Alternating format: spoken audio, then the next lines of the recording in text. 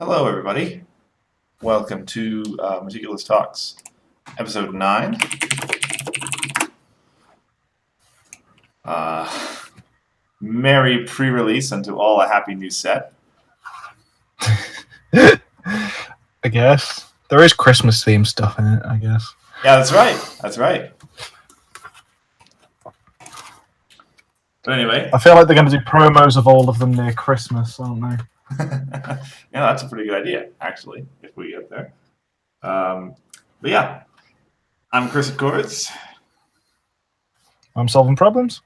And we have a whole pile of new cards to talk about heading on into the pre-release.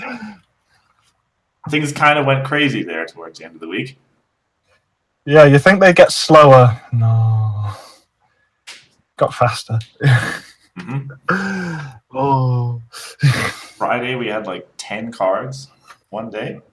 Yeah. It's ridiculous. I mean, it's all good. Mm-hmm. It's all good. But it's ridiculous. No.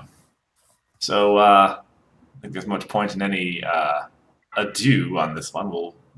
We've got a lot to get through. We've got a lot to get through. We may as well get started real fast. Yeah. So we're going to start all the way back 2 weeks ago. Feels like an eternity ago, I know. When we had the rest of the Caroler cycle come out. Yes. It's a very interesting cycle. Mm-hmm, yeah. As was predicted, sort of all, or at least as was predicted by a few people, all related to revealing the top card of your deck. Just doing different things each time. So yeah, start up with the blue card, Lyra here, 2 cost, 2 power, 1 requirement, and you're revealing top card of your deck, looking for a friend for a free move. Yeah. So, pretty reasonable card. Kind of like a one-time wildfire of sorts. Yeah. It's like it's an auto include if your main's blue and limited. Like that's fairly obvious. Oh yeah. Like I don't think there's much else to say for it there. Yeah. But in constructed, like there's just a lot better options. I feel like. Yeah. It's worth noting that like in constructed, it's easy to make sure that this is almost always going to fire. So it really is almost always going to fire if you're running it in constructed. But as you point out, yeah, it's relative to what blue has. It's not a particularly powerful effect. Yeah, and like, because you know how you can guarantee it firing. Like when you're guaranteeing it firing late, you may as well be playing things with high requirement. When you play it like turn 1 and you don't even know if it's going to fire.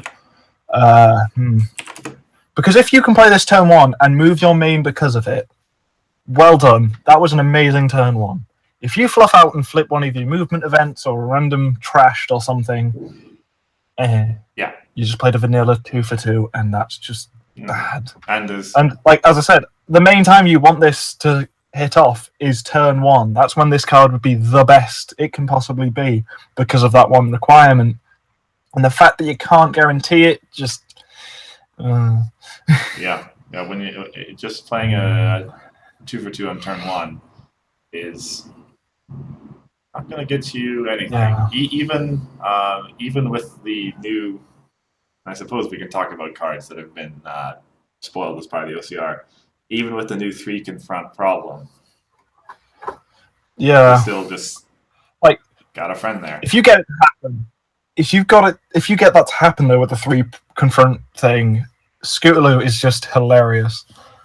Flip. Mm-hmm. I did it turn 1. Yeah. Yours? But yeah, like except for the turn 1 confront with a new 3 power problem, it's just doesn't feel like it's doing enough. But it is a perfectly good, solid, really nice, really good limited card. And you'll play it every time, pretty much every copy, if you're running blue as your main color. Mm-hmm. And it being a common, you've got a pretty good chance of finding it too.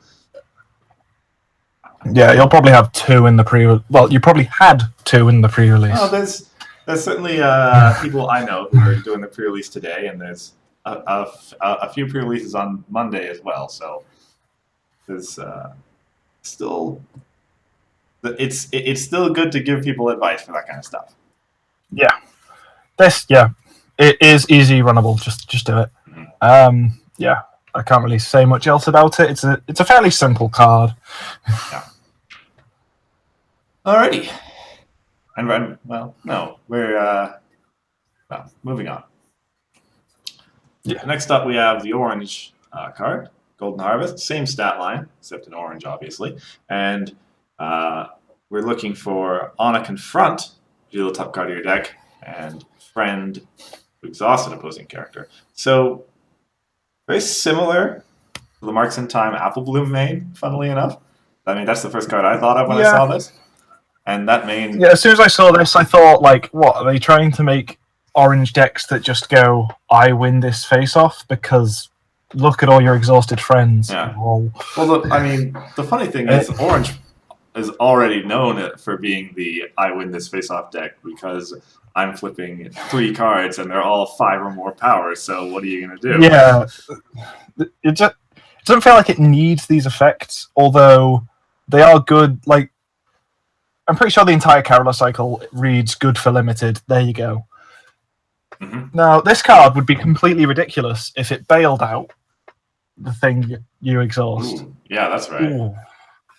Oh, it'd be so evil. But, yeah. I think that would have to be at least rare. Mm-hmm. For sure. But yeah, it's solid. Once again, there's just better options in Constructed. Good and limited, easily run it if your main's orange. Mm-hmm. Yeah, this is the kind of card that I feel like Interplay is trying to push to some sort of, like, maybe more lightweight orange aggro, maybe? Because obviously this is better when you're starting a face-off, but...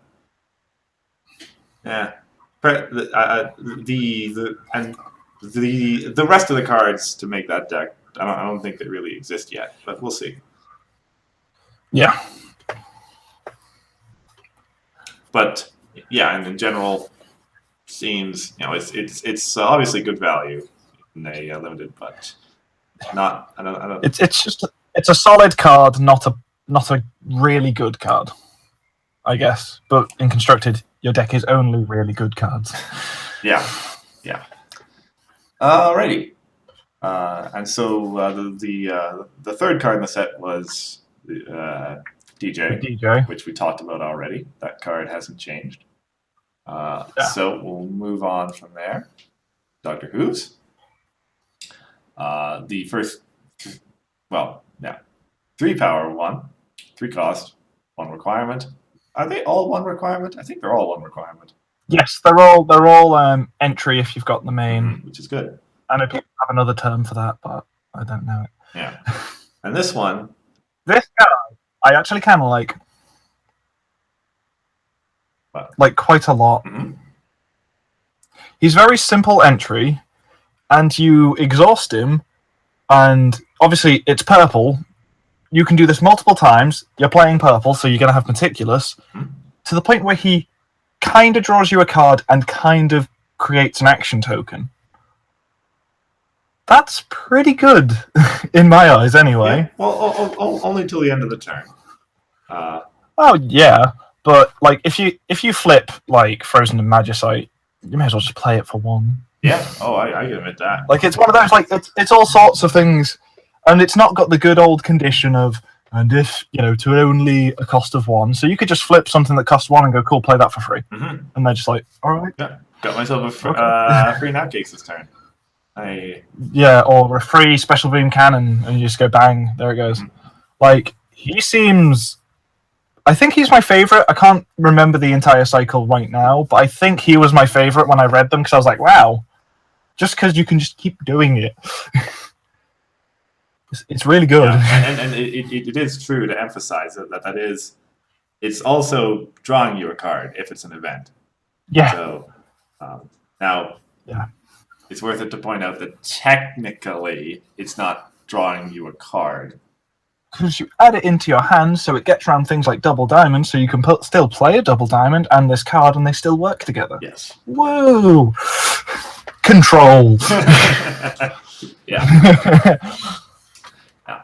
So yeah, it's outside of DJ, which we talked about before. The first one of these that I can see maybe having a niche in that constructed deck. Where it's like, Yes. Yeah. I could I'm not saying it's going to be like, oh, put 3 of in your deck and blah blah blah, but I could see it as a 2 of in certain decks that would really like this sort of effect in sort of just troublemaker grindy control stuff where you're just going to be like, oh, I need more fuel. Boom. Oh, hey, look, an event. Bang. Yeah, and certainly if you've got enough events in your deck that you're going to be able to hit this thing a reasonable amount of the time. Or just enough sources of Meticulous where you'll go, no. Oh, hey, a thing for him. Yeah. Stuff like that. And as we're gaining more Meticulous too, it's even easier. Indeed. Meticulous 2 is really where this sort of thing shines. You can draw, and you know what your next card's going to be too. So there's your hoops card. I also kind of like the idea that this guy makes you play scope things out for free. Because you scope things out, then you redraw an event you put back, and it costs 1 less. So it's kind of like you played the scope things out for free. Yeah, actually, that's a point. Well, there you go.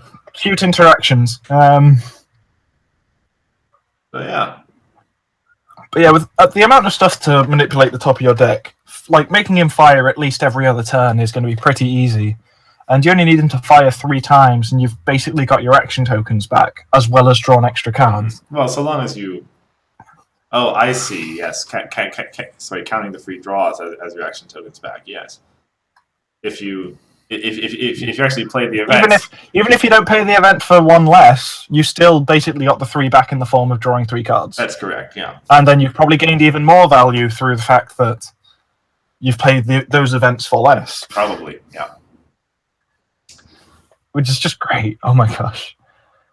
You've technically got your value back if you flip an event, play it, and then flip an event. And then you've kind of got your 3 action tokens back just there. Yeah, basically. Which is pretty ridiculous and easy to sort of get back what you put into it. So yeah, I think he's got potential. Mm-hmm. Yeah, I'd have to agree. Limited, he's a 3 for 3 if you're running purple as your main, and you may as well just... If he's not at a problem, you may as well exhaust him every turn and just see.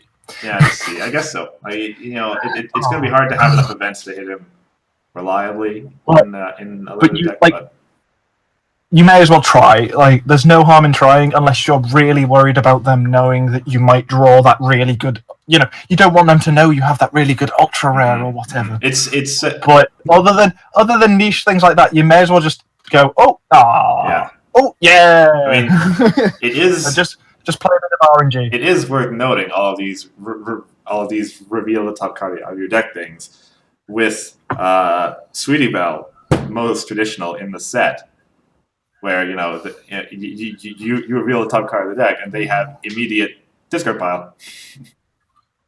Right? Yeah. But just something to keep in mind. I don't think it...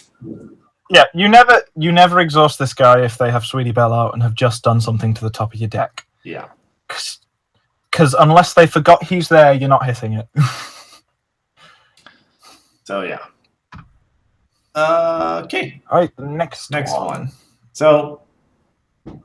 Octavia was the card that I was most excited about of this cycle when I saw it. Oh, I remember. Yeah, okay. This is the one that has the most constructed value. I just prefer Doctor Who's myself. Yeah.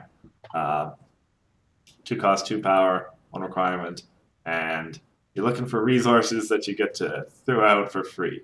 So, since in pre-releases no one's running this kind of stuff, but wait for the drafts for the inevitable someone cheating the Magic Wings.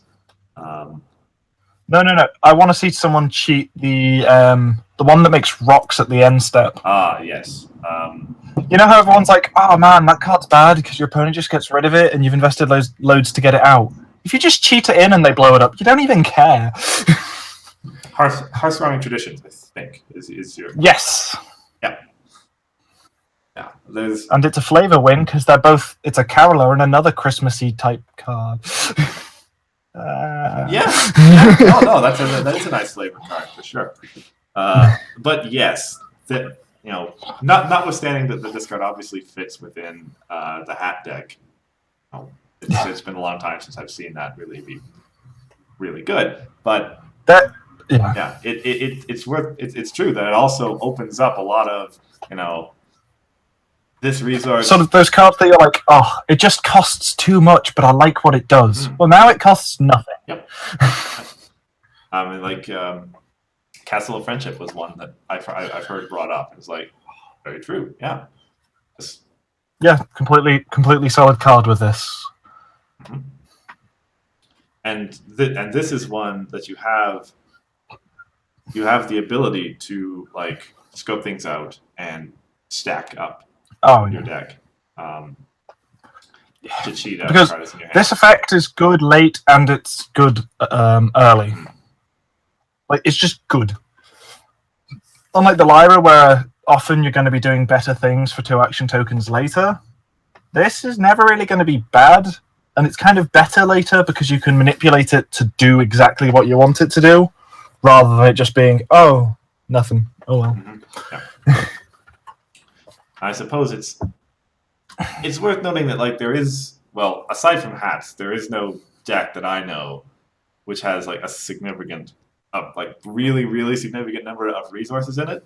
So if you're not specifically playing to set it up, then it probably has a smaller chance of going off. Yeah, but like I'd still obviously your deck needs to care about this effect for you to run it in constructed. But I'd still say in limited, even if all you've got is like 2 accessories that give plus something power or whatever, you may as well just be like, oh. Yeah, I mean, I always love the sort of gasp moments, as I like to call them, where you're like, is RNG going to be in my favorite? No. Oh well. Yeah. So they're always quite fun to me. Yeah. So a card like this, when it does hit your magic wings and you just sit there laughing maniacally as you pay 2 action tokens for your 9 power Octavia, you're going to have an absolute blast. Mm-hmm. And it's obviously not in the pre-release, more draft or cube or sealed. Yeah. But yeah, this card, yeah, it screams build around me. Yeah, totally. I'd this card makes me want to try hats again, honestly, just to see if it can work.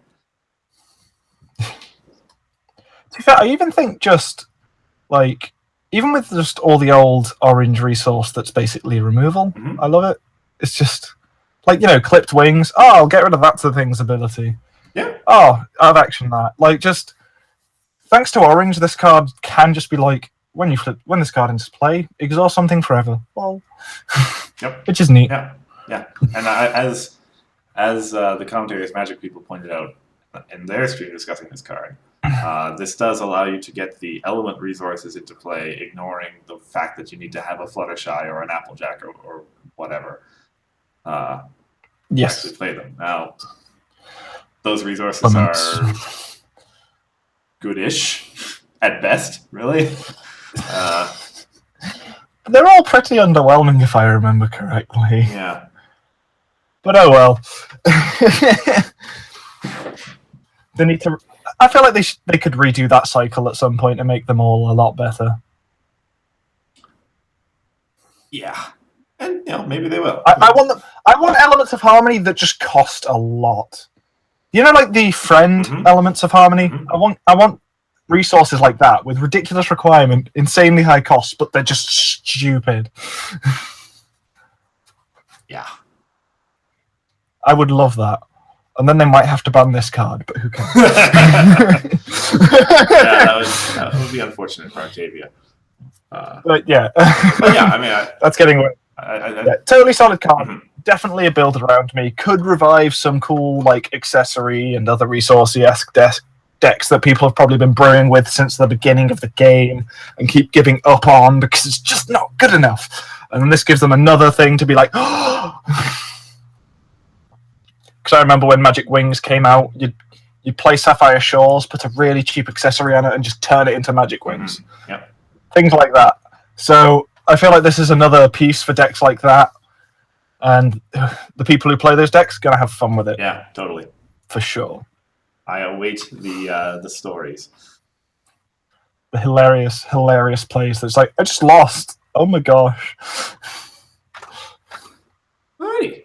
And so, moving on to the finality of this first cycle of many. Anyway, we have Bonbon, the yellow card, 3 power, 3 cost, same requirement as all of them, with the calming 1 and entering play, searching for a friend or wanting to get a friend. Yeah. For a bounce to hand. Which is a little interesting in this set, because we've seen so much from yellow of power, critter tokens, power, and now suddenly we get a bounce card all of a sudden. It also feels a little awkward because this card has 1 requirement, so it feels like early game, but it's got like a mid-game effect. Mm-hmm. Yeah.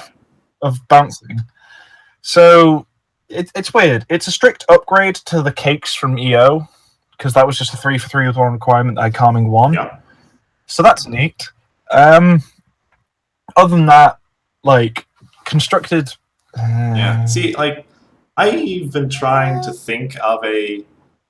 I've been trying to think of a yellow bounce deck for a while, and, I think it is almost there, but the problem is, like, that it's a control deck, which means it's got a pile of events in it, and it's a lot harder to say, well, I'm always going to get a friend on this, right? Yeah. But for sure, it's a ridiculously sweet tempo play in limited, especially when you get the bounce off. Mm-hmm. Oh my god. Oh, yes. People are going to lose games because you just go, boing, okay, cool, you stuck a resource on that, I'm going to put it back to your hand. Confront this, confront that. You lose the face-off because you lost your biggest thing. Your turn? And I'll just be like, cool, I lose the game now. Yep. Yeah. So I think this is probably one of the best ones for limited just because it has such a big tempo swing when it goes off. And you're often decking like mainly friends in limited. Because almost entirely. Because it's limited. So yeah, this card has a high chance to get going. Like, I feel like this card's place is really designed for limited because it is just so it's bonkers. For once, yellow kind of has the best card of a cycle. Well, specifically for limited, but yeah, kind of has the best card of a cycle, I think. Which doesn't really happen very often. Sorry, would you put it above DJ really in the limited? Yeah, I guess DJ's not going to hit often enough in limited is the issue. It's events, yeah. This because it's going to hit so often because as we've basically confirmed, like especially if you're playing yellow, so much of your stuff's just going to be friends and just be like, think, oh hey, I do get it, boing. Yeah, actually, you make a good point. And limited games so often turn on that one bit of removal. Yeah, that one turn where you just they took out my big thing and I lost. Yeah. So I mean that's good sign for yellow. And for those of you who've seen the OCR, I'll just say that I think this set, now that I've seen the full set, was a really really good set for yellow. A lot of it's got a lot of nice things. A lot of our prayers were answered, which is very nice. A lot of them in ways that I didn't really expect. Which is good. Interplay should surprise us. Yeah. Alright, what is the next card? I can't remember the order of any of this. So, getting spoiled. The next card was... I cannot remember the chronological order. The next card came, like, the next day afterwards, I think.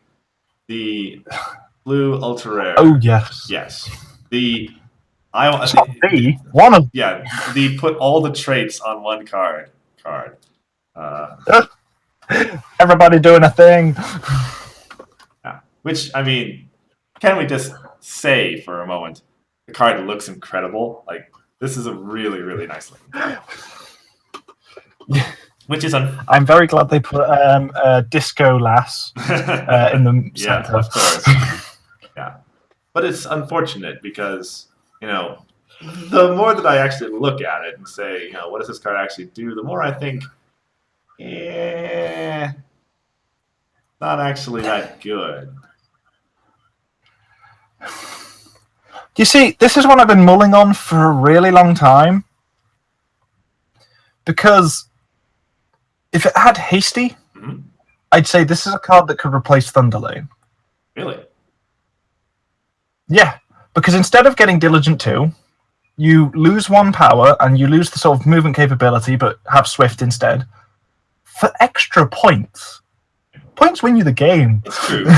Like, points are huge. And then I was like, what about like the blue epics strategies? And I'm like, well, it flips for 4. 4 isn't small. It's got Swift, so once again, it can easily avoid the Frighten flip and then move if you want it to, or, get moved by a movement event. And it doesn't say when a Troublemaker face-off involve, specifically your opponent's ones, so you can beat your own Troublemakers and earn, say, 4 points from a Nightmare Moon, which is kind of nice. So I feel like it could get tested in, like, blue epics, but I don't, like, as someone who doesn't play epics ever, I don't know how good it would actually be. But I feel like people will probably give it a quick test and be like, oh, actually, it's quite good. I might run it as a 2-of or a 1-of. Or it'll be, oh, it's just bad. Just don't. So Thunderlane's primary reason, or at least one of the reasons he's so good, is that, you throw him down for the 4 Hasty after the Frighten. He picks up his counters, goes him away, and then you have that immediate move to put him underneath the Troublemaker.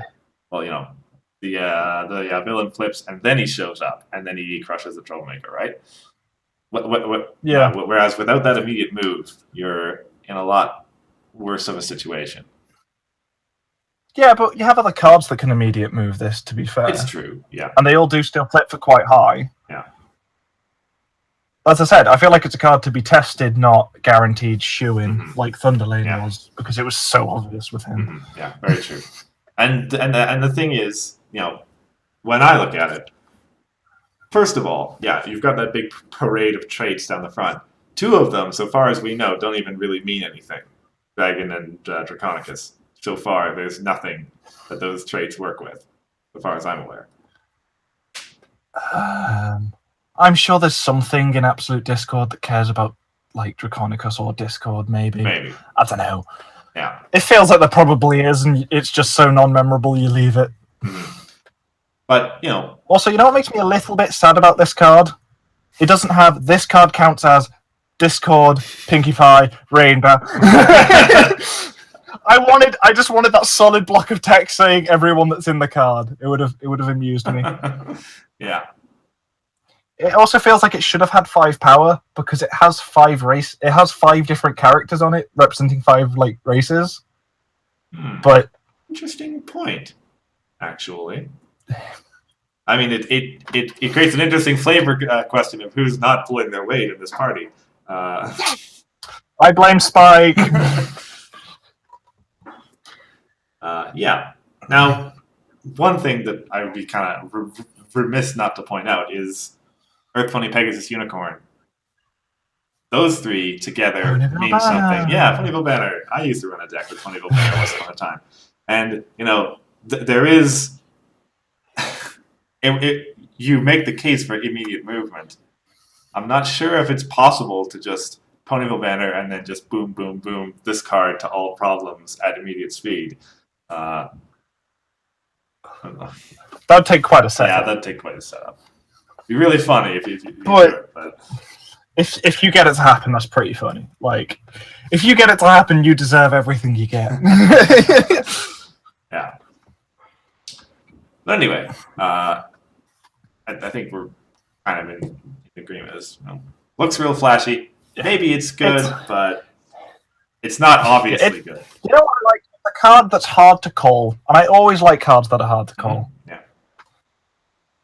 I also like the cluster of just icons at the friend bit. Oh my gosh. Yep. How many?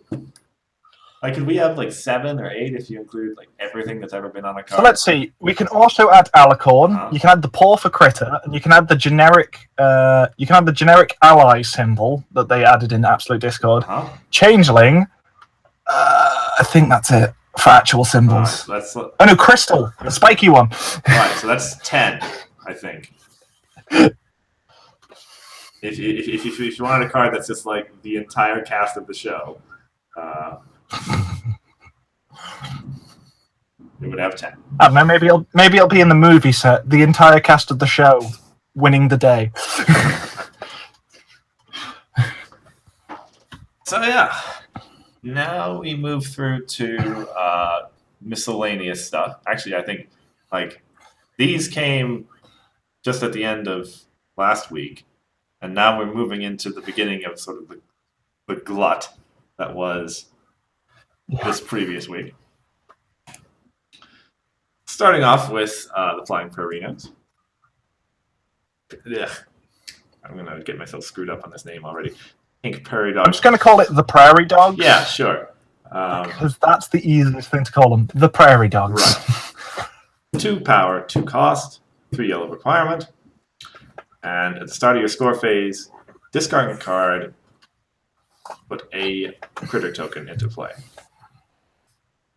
So, these days, whenever I see yellow cards, I just think of Thorax right away. And yeah, fair enough. There's some. This card works pretty well with him. Yeah.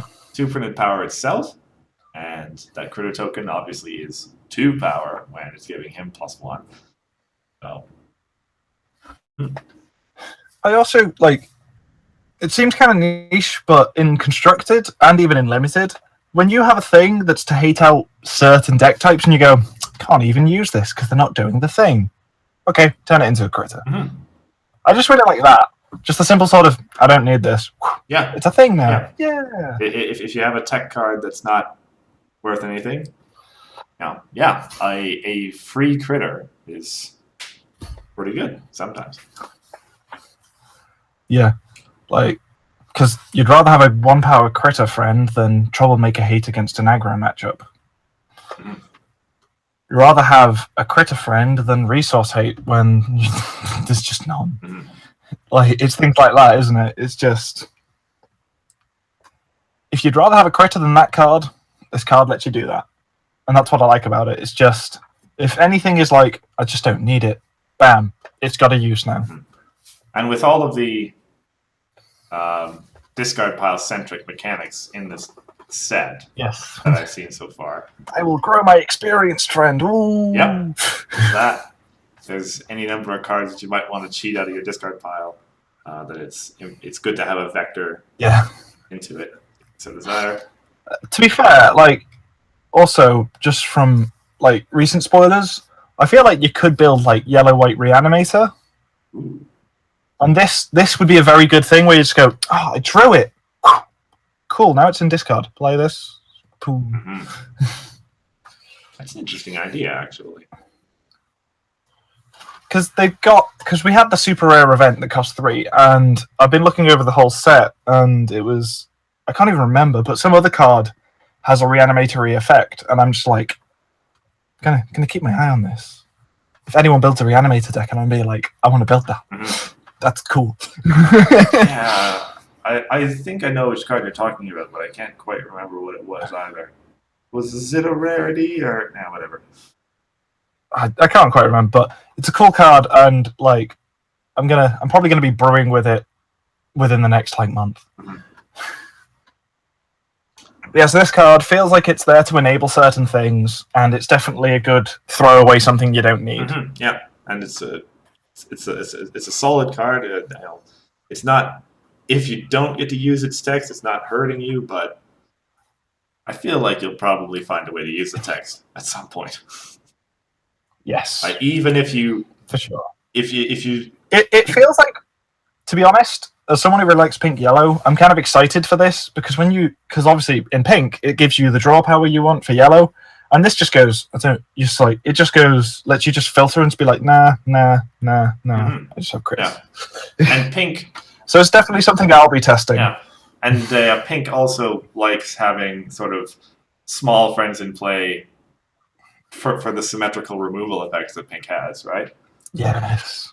The new Rarity Catch Me. Mm-hmm. That's just immediate. Oh. this card loves it. And even for all those games where you were one power short of confronting Or you do the math 4 times, and you're just like, no, this card's got you back. So, and obviously this card gets better and better and better with fast food, baton, and all that. All the stuff that Yellow has kind of been building up for so long. Yeah.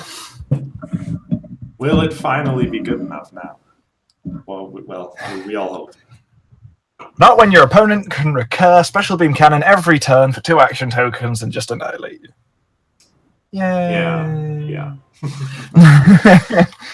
It's one of those, like, control is so strong. Speaking of which, next card we had was the song that everyone knew was coming. In purple, pretty fair to say. With the usual 3 effects: banish a friend till the end of the turn, banish a resource, or +3 power to a troublemaker. Yeah. So forever, indeed. Well, I say forever until it. Well, yeah. So, I like how this card, at its most basic, can read: send something home, get rid of a resource, make it so they don't beat your troublemaker.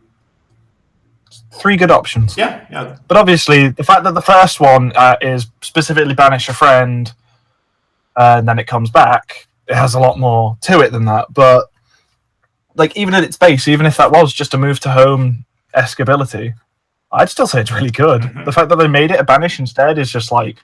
Yeah, it introduces a whole bunch more versatility, as everyone who's played Interdimensional Portal knows. Oh my gosh. Oh, that card's so good.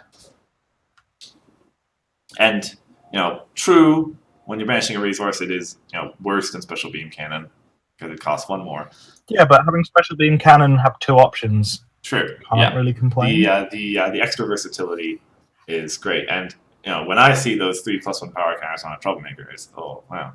I really, really enjoy any effect that lets me power up troublemakers.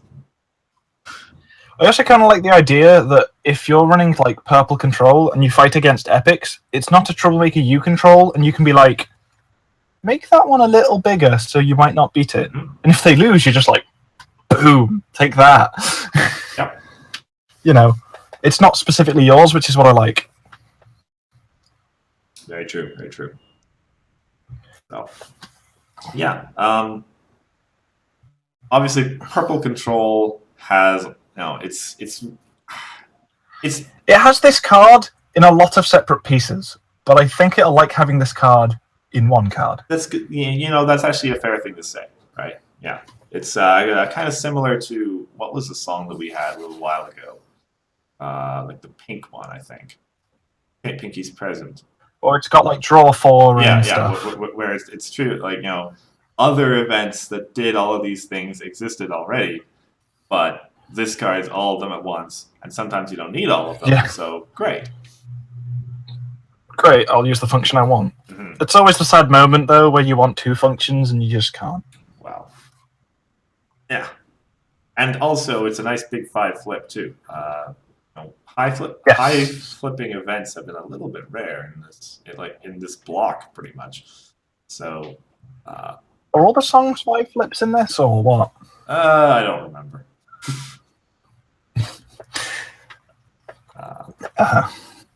Don't know. Yeah.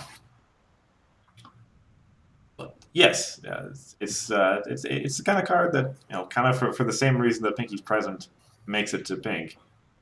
This card, could displace a few things that were running purple that, as we point out, Special Beam Cannon is like a card that you run because you need some resources.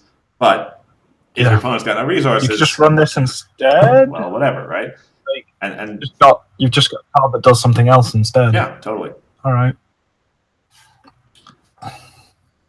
So yeah, the kind of card... We'll just have to see. Yeah, I mean, It's another one we'll have to see what people want to do. Mm-hmm. Because some decks they'll be like, well, I may as well run this. I may as well run Gyro and Special Beam Cannon instead, and I'm like, still kind of just paying 2 for it. Mm-hmm. Yeah. So if you run this, Yeah. if you run this as a 3-of, you'll probably end up just having it, and if you need it, bam. Yeah.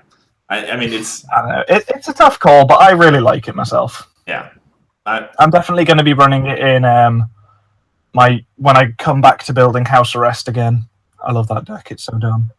Yeah. The due to a card that's coming up later, anti-resource hate is probably going to be necessary in this set. Everyone can. I'm not going to say which card it is, but I think everyone knows what I'm talking about.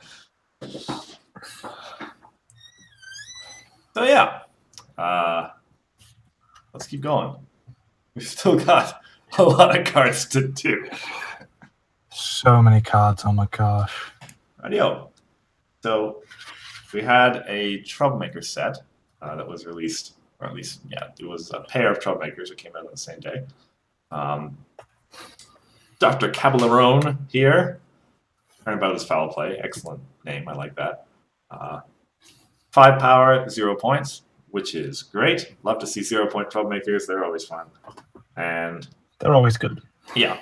And while an opponent has more friends than you, it's an 8 power Troublemaker, which is high. I wish this had Chaotic for that text as well. That would be interesting. The first card ever that straight up just flips for 8.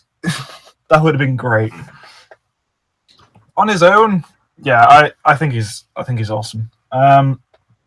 He's a very good limited Troublemaker control card because you'll probably be playing less friends than your opponent, and you'll just be like, cool, try and deal with my 8 power Troublemaker when I'm going to be, say, pumping it with Twilight or taking one of your friends away with Rarity. Seems pretty difficult to get past. Yeah. Oh, geez. Yeah, that's a fair point to call it with Twilight and say, all right, it's 10, it's 12. What are you doing? Yeah, it's just... Now that we've confirmed that there's a lot of Troublemakers at common, that Twilight is looking kind of gross. Yeah. At least there's a good amount of Troublemaker sort of hate and stuff in the set itself, so it's not like you have no answer, luckily. But yeah, this is definitely I feel like if you pulled like 2 or 3, I'd say you can easily just put this in just as 1, even if you're just hyper aggressive and stuff. Just could save you a game. Yeah. You never know. That's the thing. 5 isn't that easy to beat when it's limited, so the RNG on flips is huge. Yeah, the 5 power 0 point line is our Masby. Which admittedly he has the no more Troublemakers thing, which is very good in constructed. But the Troublemaker often stands up when played, and with some support in a constructed deck from what I've seen. So this looks like a favorable stat line with a nice piece of text on it. Seems good. Seems like a thumbs up for me. Yeah, he's very basic but very good. Mm-hmm. We can't really say much more about him because he's just so simple. Yeah. Well, we can say bravo on the flavor text.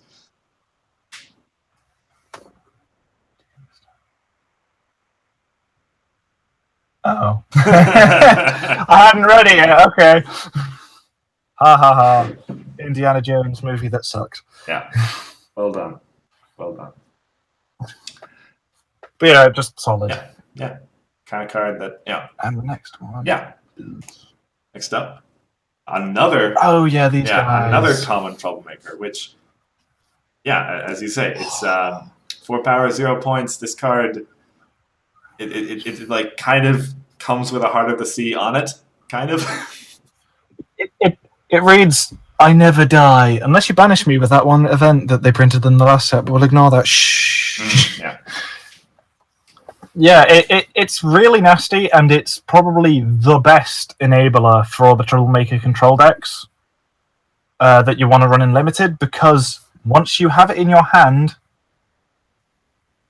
there you go. Yeah. It's there. It's there.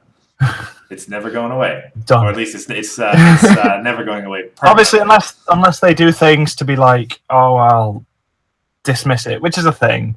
But yeah, like this card just kind of sticks around, and even if it's like, yes, after all this effort, I got through all the stuff to defeat it. It's in your hand now, and I know you have a troublemaker. Just to bum me over after this double face-off I'm going to make. Mm-hmm. And yay! Even if a yellow player does some shenanigans and takes it for their own, it still goes back to your hand, which obviously it would. Yes. Because you're not allowed to have your opponent's cards in your hand. Yeah. So it's seems like the kind of card. Yeah, it's another just solid card. Mm-hmm. It's good. Yeah, which we've been saying for the last. I think it's better than the Squizzard, ironically. What was Squizzard's power level? Was it 5 or 5-0? And mains don't contribute to it, I think. No, Squizzard was you can't play troublemakers here. Was it? Okay. I'm pretty sure it was. Anyway. What was the one that doesn't like mains then? Oh well. But yeah, I'm pretty sure this is just better than it, which is a bit sad because you'd expect their leader to be better than them. Yeah. Oh well. But oh well. And the interesting thing is that as we've the last few streams we've talked a lot about there needs to be common troublemakers. There needs to be common troublemakers. Oh yeah. Well, and they just gave them to us right before pre-release, and it was like, oh, I can actually build this deck. Good. Yeah, which is great. Very good to see. And once again, it bears repeating. That 0 points is so crucial to the functioning of the card. Yes. You have no fear just playing it again, and it's just annoying. Yeah, it's so good. I also like the fact that you can see 4 bits of paper, so it's like each of them has 1 power. Mm-hmm. It's a kind of cute detail I just noticed, but yeah, simple but good. Unlike Defenders of Spitopia, all of them are contributing. Someone's lazy. Ugh. So, yeah. What's after this in chronology? My chronology is so off for all these spoilers because they all just kind of came, and I was like, yeah. I'm trying to look at like my slide preview here. I think we're into the Racers set now. Oh yes. Yeah. So the blue-orange one. The blue-orange one. 3 blue, 3 orange. Well, 3 blue and orange. We cost 2 requirements on both of them. With Stubborn and with 2 completely separate exhaust abilities, funnily enough. Discarding a card for +1 power and discarding a card for a move. Which is... Yeah. Oh, I mean, there are 2 abilities that work together pretty nicely. You basically can either charge it up or move it, which is fair to say. This card is absolutely terrifying if your opponent has Zap Apples out. Oof. Yeah, you got that right. As soon as I read this card, I just went, oh my god, Zap Apples plus this is the best. Because you exhaust it, give fuel for your Zap Apples, and either move it so you can Zap Apples it and it confronts, or it's already there and you make it bigger, and then you can Zap Apples something else instead. Yeah. All of those options are just amazing. Yeah. It's a point well made that, like, it's good if it's at home, because you can move it. And it's good if it's at a problem because you get more power, and it's stubborn anyway. So it's only bad when you run out of cards. Yeah, it's. But by then you've probably made this a 5-power friend. Mm-hmm. It's not too bothered. Yeah, who cares if you exhaust it because it's stubborn anyway. It's the kind of thing where, true, you're discarding those cards, but the fact that you're discarding cards is like the only reason why you would not use this thing every turn. Oh yeah, easily. Once again, another card that makes the DJ Pwn 3 from EO just like a requirement in everything that's pink, because this is just such a solid card that's just good. Yeah. And I can easily see it getting run in orange-blue because anything that moves for free is good in orange-blue. Yeah. See, like, that's the thing, right? This card's going to come down as a 3, and your opponent might think, maybe it's not so big, and then next turn it's a 4. and then next turn it's a 5. No, even turn 1, you can just play it to a problem, yeah. make it 4. Yeah, it goes to a 4. Okay. And then next turn it's a 5, and then next turn it's a 6, and now it's a serious problem. Yeah. Yeah, I'd say even investing 1 extra card into this, 4 power has always been pretty relevant on cards. Mm-hmm. Like, 4 power has always been kind of a turning point to it being like, oh, now it's really easy to confront stuff with X. So yeah, I think this is costed pretty near perfectly. The requirement, they might have been able to push it to 3 and you'd still probably play it. To be fair, the difference between 2 and 3 on multicolored cards has never been that huge. Yeah. It's usually 1 and... It's the ones that are the ones you're like, ooh, I can play it with Trading Traditions. Yeah. And no, you're not allowed to play this card with Trading Traditions. There's another card that you shouldn't be allowed to play with Trading Traditions, but... I think I know what you're talking about. I think I do. But yeah, solid card. It's good. In Limited, I'd say run it if you're in the colors. Mm-hmm. It doesn't drag me to blue-orange, though. Unlike the Sweetie Belle, that's just, oh my gosh. Mm-hmm. This, like, I would run if I'm in the colors, but not. It wouldn't push me to to look at my blue and orange. Right. Yeah, I suppose I can agree with that. It's nice and solid in the colors, but it's not a 1-card win the game thing. Yeah. It's also, like, if it was pink, I would be like, yeah, I'd consider this card. Mm-hmm. There's a good amount of card draw. Yep. But because it's blue-orange and you're not just going to refuel your hand in Limited... Then again, looking at this as paying 1 action token and exhausting it isn't that bad either. That's an interesting point. Actually, I think about So yeah, actually, I think all these abilities are good even if it was just pay 1 action token and do it. Huh. Yeah. Okay, yeah. Well... Yeah, it still doesn't make me want to, like, doesn't drag me to blue-orange like the Sweetie does, because that card's just so tasty. Yes. Yeah. So, and as to whether, like, I don't know if blue-orange is gonna be a deck. It might be a deck.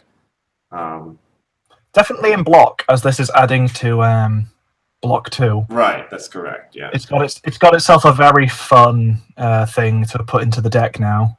Right. Extra. Yeah. So, another card I think that kind of remains to be seen if it, it's gonna see play. I think we're like fair on that. Whether it sees widespread play is what remains to be seen. But well, it's one of those where we need to first see the initial fallout of this set coming out. Mm-hmm. Because right now we've got so much control-y stuff that this is an aggro card, cool, it's unplayable. Is kind of a thing you could say. Yeah, that's possible. Right. But if the fallout from obviously this set is that aggro can kind of come back and beat all the really, really, really grindy stuff, then this card is instantly sort of give it a good look. Mm-hmm. So yeah, time will tell. Rightio. So that just leaves Scootaloo. Less creative. At 4 power, blue and white, with paired and points. Extra points for face-off. Yes. Which is interesting. Like, blue and white, so far, has been the hyper aggro color set. Oh, as yeah. far as I'm aware. Easily. Yeah. And obviously, that fits really, really well with that second bit of text. Not so well with the first bit, which is interesting. Yeah, it's really weird because prepared and the fact that it has to involve the card doesn't mean that you can be like, haha, I won this troublemaker face-off. Yeah. Get a point because your Scootaloo's not going to be involved in the one that you've set up. But, like, so what? Do you just, like, mecha grind one problem with 800 power? Is that the idea? Do you just, like, completely focus on one problem and then they go, I double face off? And you're like, cool, I'll get some action tokens, make you lose for sure, get the point? I don't know. Yeah, it's just weird. I guess it's got a feel of it's useful on both sides of a face-off, So when you win, you get the extra point. When you initiate it, you're going to get the extra point because you're probably going to win. And then when you're going to lose because they initiated it, you get the action token to do better next turn, maybe? Mm-hmm. I'm not really sure, but I'd say it's good. Like, all extra point stuff is pretty much good, unless it's ridiculously inefficient. Yeah, extra point is just... And this is efficient enough because you're playing a 4/4 anyway, which is good, which is just solid stats. Very solid, yeah. Yeah, I can kind of see where you're coming from that. Because if you think about it, like, if you got rid of the prepared, and it was just 4/4, when you win a phase on 1, this card score a point, that card still looks pretty good in an aggro deck. Yeah. You know what makes me a little sad about this one, though? Go ahead. It's the only card that doesn't exhaust. You're right. I thought, when I saw the Apple Bloom, I was like, they're going to all exhaust and do something cool. No, this one doesn't. And I was like, True. It kind of has that boxcar feel where, you get tired because you push it down the hill or whatever, and it does a thing. But it just, I was like, no. Whatever. Opportunity lost. But yeah. Then again, I don't know what you put in blue-white on exhaust. Exhaust this card to, I guess... Something resource? Yeah. Maybe a little bit of frighten or something. Yeah. Well, that'd be way too powerful to put on an exhaust effect, but... No. Discard your hand. At least 3 cards. I don't know. But yeah. As I kind of say, if you're only using it for those extra points, still do it. Because extra points are awesome. Yeah, it's one. This one also kind of drags me. If I have it, I'll definitely look over my blue-white again because extra points on a 4/4. Yeah. And because even if this only gets you 1 extra point, that point could have won you the game. If it gets 2, it's getting kind of ridiculous. If it gets you 3, you're just like high-fiving everyone. Yeah. Except for your opponent, because they probably want to punch you. Give him a high five anyway. Hold your other hand, in protection over your face, but give him a high five. Yeah, it's really good. Like, and the fact it's uncommon, and you might face someone who has 2 copies of this and plays them in the same game, is gross. Yeah, that would be a fun time. Alrighty, so. Moving on, we're halfway. Actually, no, this card takes us halfway through. Okay. Where are you? I love this card. It is like, it's so good. You don't even understand how good this card is. So, 3 power, 2 cost, which is excellent to start off with. Quite nice. Yes. 3 requirement. That chaos effect is quite interesting with the random move. The card is flipped. You choose 2 characters to go to random places, and yes, first time a character gets moved on each turn, we just roll a dice and pick instead where it goes. I always forget. Can you be moved to where you already are? So the way that I've already read the FAQ on this, and so from the way it sounds, we roll a dice out of all the areas in the game. So that includes problem 1, problem 2, my home, opponent's home. And so if it comes up, obviously dilemmas, etc. adding up. Yeah. And if it comes up to a place that the card can't possibly be moved to, i.e. where it already is or the opponent's home, then it fizzles. Otherwise, it goes. Lovely. So, since barring dilemmas, that means that every time you move a character, there's a 50% chance that there's a 25% chance that it goes where you wanted it to go. There's a 50% chance that it doesn't do anything, and there's a 25% chance that it. And sorry, I didn't mean to say every time you move a character. The first time you move a character's turn, there's a 25% chance it goes to the other place. Yeah. So, interesting. Very interesting. This card is just hilarious. I I saw it and went, I want to build blue. I want to build pink purple, where all you do is have stuff like frozen in magicite and stuff to make it so you move your opponent's stuff on their turn after they've moved first. Mm-hmm. I didn't go where I wanted it. All right, I'll do this thing again and try and get it to work, and then you just frozen magicite it, send it home. That's like, all right, okay. That's a good point. And it's just like you just keep hitting them and you don't stop. And this just makes it so every time they try and do something, the first time it could just not, which is kind of ridiculous, really. Mm-hmm. Yeah. Yeah, you're right. Magicite. I read it and I kind of just fell in love with its design straight away. Then again, I love random stuff is just funny. Have an Ursa Vanquisher out or something like that. Yeah, you're right. Like this.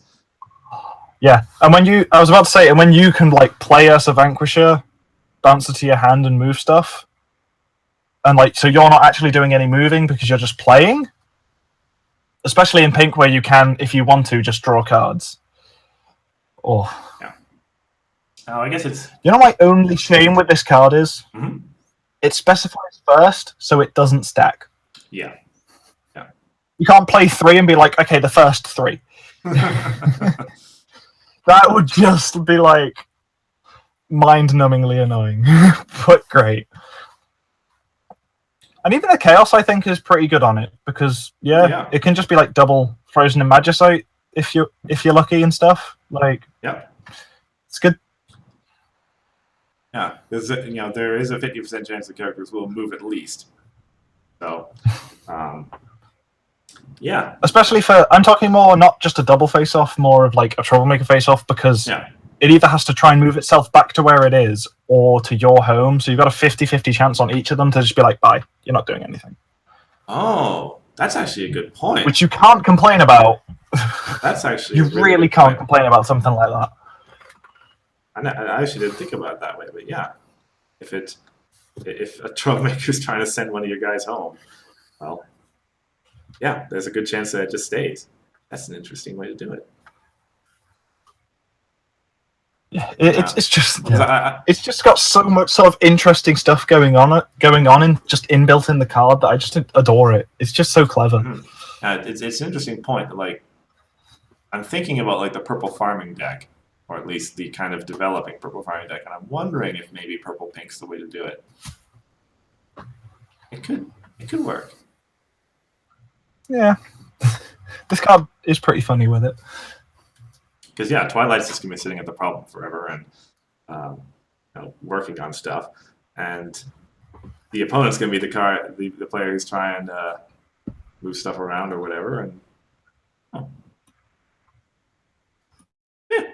maybe it reads really awkwardly, but when you actually think about it, it's kind of like this could do a lot more than it looks like it could. Yeah, and never. I guess is the best way to put it. Yeah, and certainly never underestimate a card with more power than cost. That's always. Last set I underestimated, or whenever that Doctor Who's came out. And you know what I kind of like with this? Yeah. If you're in a troublemaker face-off and you want to guarantee that your frozen in magicite or something is going to send their stuff home, insta-kill it. Yeah. You just be like, yoink this, move that home, and they just go, yeah. That's what it'll do. And of course, because you never play multiple, because if you don't want this to be a thing anymore, you don't want multiple. Yeah. And of course, that is the same color, so no problem doing that. Oh. But yeah, seems like as you say, certainly a very interesting card. One of those cards that I could imagine myself picking in draft if I was just trying to fool around, and just saying, all right, now we're playing with this card in. Yeah. Hope you brought some dice. Anyway, now we're halfway through. All right, halfway. Oh my god. Yeah. So, pursuant after the racer cycle was revealed, we have Cheerily, 2 power in orange and yellow, 2 cost. Stubborn, which we've been seeing a lot of the set, and that's always great. With the immediate exhaust Uh, exhaust this card and a friend at home. Yeah, to add that friend's power to another one of your characters at the end of the turn. The well, I want to say like the fiddle stand effect. That was a long time ago. I can't remember if it does exactly the same thing or not. It's yeah, it is Vittelstand, although Vittelstand didn't have to be at home. Yeah. And it's also like the Equestrian Odysseys Yes. Muffin Yeah, Mare yeah, yeah, yeah. as well. It's, But once again, didn't have to be at home. And this is. They don't want you abusing this card too much, and that's fair enough. Yeah. Although, yellow, friends at home, we like yellow seems to like friends at home anyway. Or, the thing about I almost didn't think I'd be saying this about yellow at any point. Like if a year ago, if you'd said yellow is a color with big friends in it, I would have thought what? But it's just this set. Yeah, now we've got orange and yellow, both colors that are gonna have pretty sizable friends in it that really appreciate this effect. Yeah. Also, a thing I can't quite get from reading this card is can you add the power to herself? Or is it then another friend as well? So you have to have 3 friends to even get this to fire. Because I don't know if another one of your characters is specifically aka not the one you exhausted, or neither of these two. Exhaust this card and one of your friends at home. I would probably interpret that as a third character. Yeah, that's how I interpret it. But then again, every time I read it, I'm like, yeah. Nothing about it guarantees it to me. It's kind of one of those cards where like the more you read it, the more you can convince yourself, well, maybe it actually means that. Judge. But yeah, it's nice. I really like it. It's really simple. The fact that you're doing it without paying any action tokens is pretty good, because obviously this and the thing you exhaust can be at home, but it has the stubborn so that if you want to move it up, it can still do things after using the ability, which is really solid. And at immediate speed too. It's like it's a huge threat to have on the board against the opponent if you've got like a 5-power friend at home. It's being like, I can just bring 5 more power to bear whenever I want to. That'll be fun. Yeah. So now it's a card that I think you do kind of have to build around. Like it's still pretty good and limited, but where you can't guarantee. Oh, it's fine and limited. Just I'd run it because it's going to do great things, because it reads, I move this for 0 action tokens. Yeah. Cool. Which is why it's rare. Like for limited, this card is basically a free move every turn, which is really powerful. But in constructed, I've been trying to make Orange Yellow work since Equestrian Odysseys, and it only worked when it was only Equestrian Odysseys. Really? Yeah. Now it just gets sort of out aggroed, it gets outsized and stuff by other things.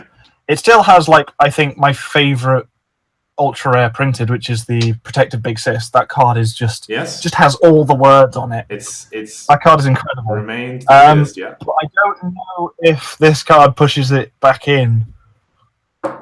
Just because, as I said, it's kind of like free movement, but you still need to have paid 2 to obviously get things to each problem. Yeah. So it feels like it'll fit into the sort of thoraxy type decks, where obviously you'll be running animal allies and Flutter Holly, but then you'll be like, cool, make critters huge. Double face up. But yeah, it's a tough call, but I wouldn't say it's bad. Like, nothing about the card is bad. It's very good. No, this is. I just don't know if it has a deck that it can support properly. Yeah. Well, as I said, yellow is becoming a very different color with this set. So, it's entirely possible that the old calculus of which yellow decks are good and not are going to be completely turned around. So, certainly the kind of card that, like, if I was going to try to build a deck around this card, I certainly get an easy idea of where I would try to take it and what I would try to do. So it comes down to building that deck and seeing if it's good. Yeah. So, oh right, yeah. Next up, we have another inevitable card. Oh yes. The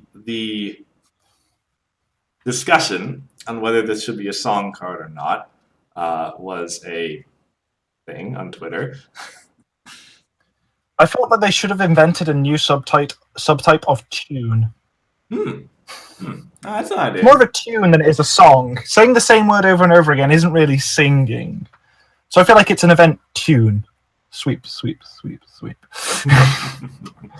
But anyway, it's 5 power. So if you say the songs were all flipping for 5, I mean, yeah, I guess. But 2 cost, 3 purple, with immediate to either get an opposing character to -3 in a face-off, and you're always getting an opposing character -3.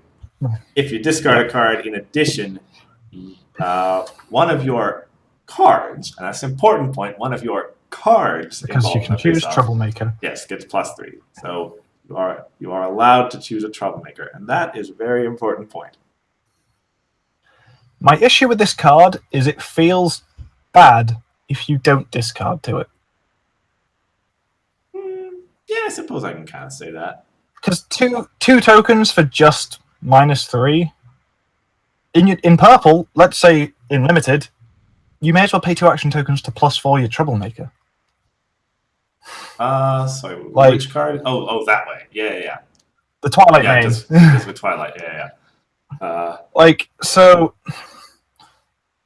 I'm not a huge fan of it, just because it feels like it has an additional cost of discarding a card. Otherwise, you shouldn't have played it. Yeah. It's, in my eyes, anyway.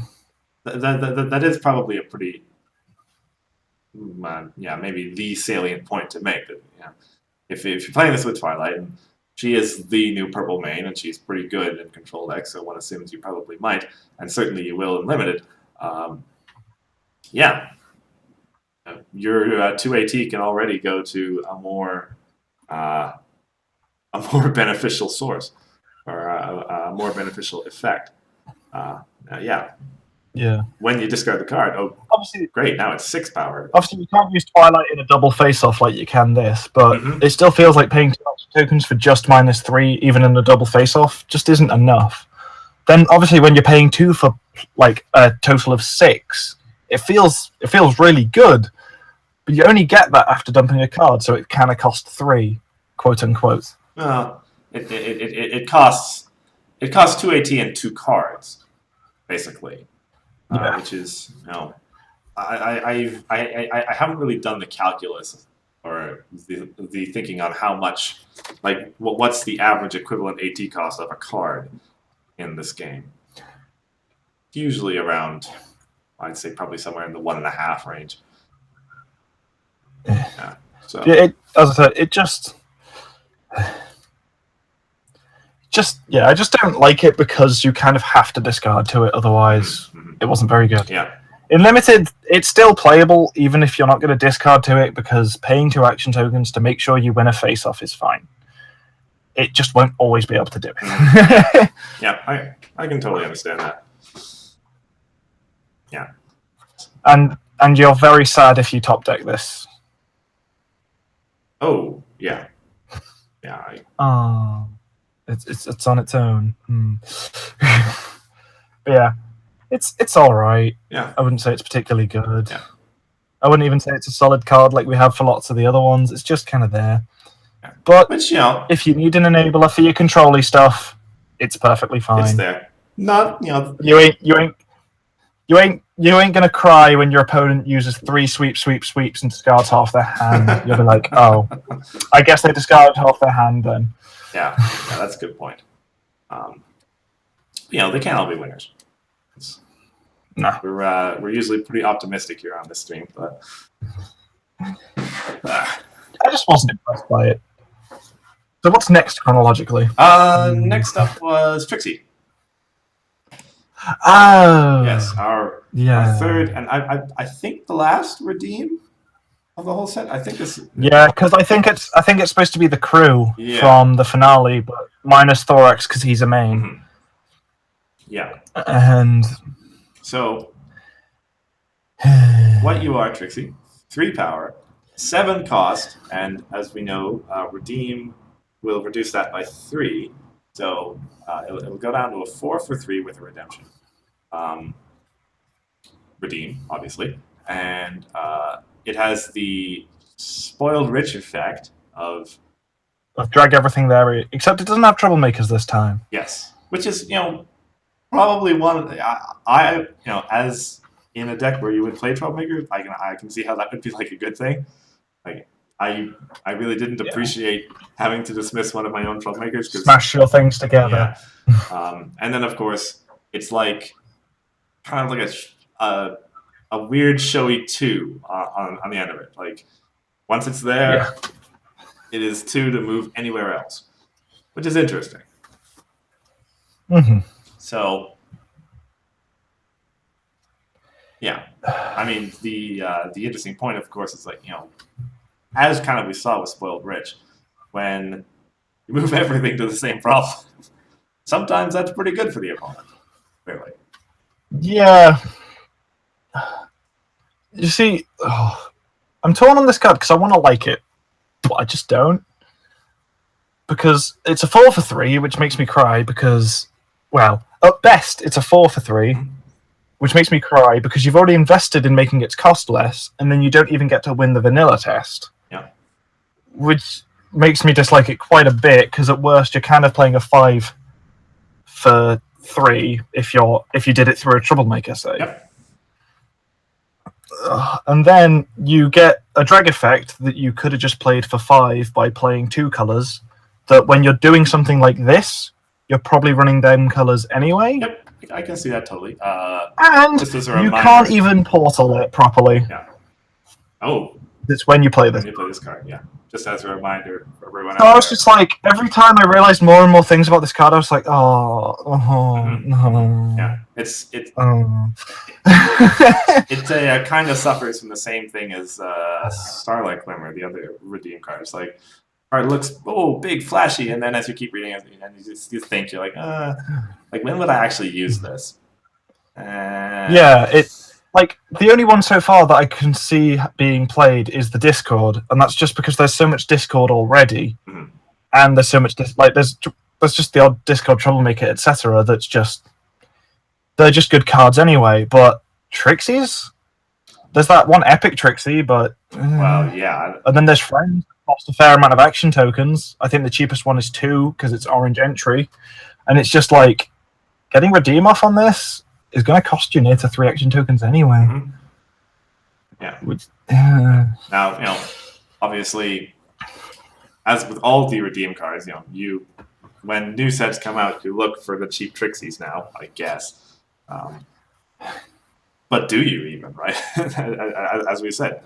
I don't think the fact is I don't think there is because I think that, as I said, the cheapest one is the 2 for 2 in orange. Yeah.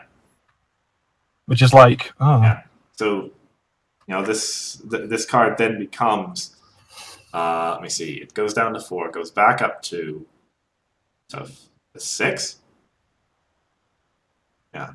Well, sort of, yeah. Yeah. The math's a little bit different because you might have gotten value off of that Trixie that you had before. Blah blah blah. But yeah. I think it's like equivalent probably to like 5 cost if you're playing it that way. And still doesn't feel like great. Yeah. Once again, Spoiled Rich exists, and if you want an effect like this, you're probably running her colors anyway, and it's just yeah. Which is a real shame. It's another UR that kind of is like, But yeah, it seems like Discord's the only one I can see getting played, but even that's kind of a stretch. But oh well. Certainly a nice looking card for what it's worth. Yeah. Okay. What is this next? Oh, right, yeah. So next up, we're moving into the Friday cards now. starting with another ultra rare. I think, one of the most inevitable cards, or at least one of the most inevitable characters to get an ultra rare that we've ever seen. Everyone, I think, knew there was an Ember ultra rare coming, or at least an Ember card for sure. Honestly, a pretty simple card for an ultra rare.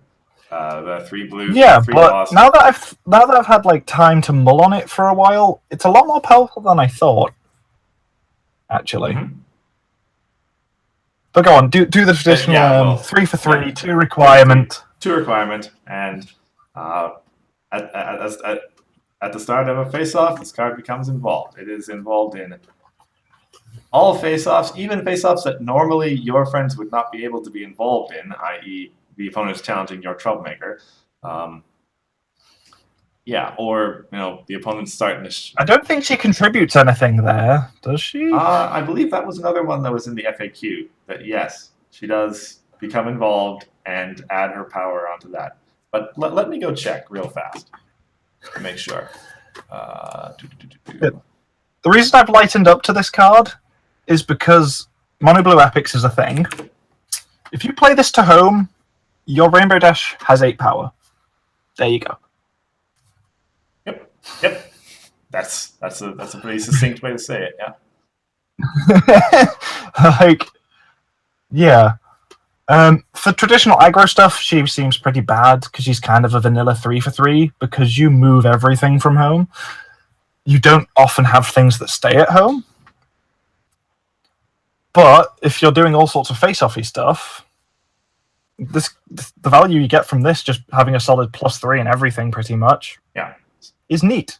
And if it helps your opponent beat your troublemakers, it's bad. So, yes. Just reading it right here, if an opponent challenges your troublemaker, Ember becomes involved and does contribute power on your side. So what, she adds 3 to the troublemaker? Yes. Ew. Okay, that's even better.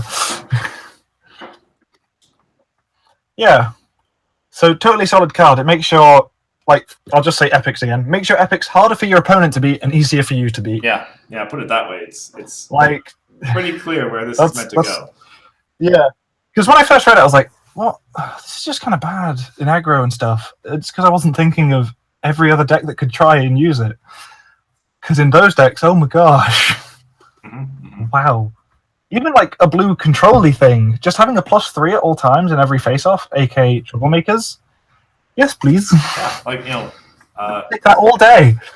New Rainbow Dash is already 5 in face-offs. A constant +2. Yeah. And so. Well, she doesn't even have to be involved in face-offs. Is another way of looking at it as well, to be giving that +2. Yeah. And so, now with those 2 cards in, all your face-offs, you're getting +5, which is okay. Yeah. Unless yellow makes you no cards. Yeah, very true. Well, it's +3 anyway. Yeah. It's very good. It reads very poorly though. Yeah. Or at least to me it did. Yeah, it's just okay. But when you sort of delve into it, it's like, wow. It's like the opposite of Trixie. You read it and you're like, wow, wait, it's bad. This guy's like, wait, it's good.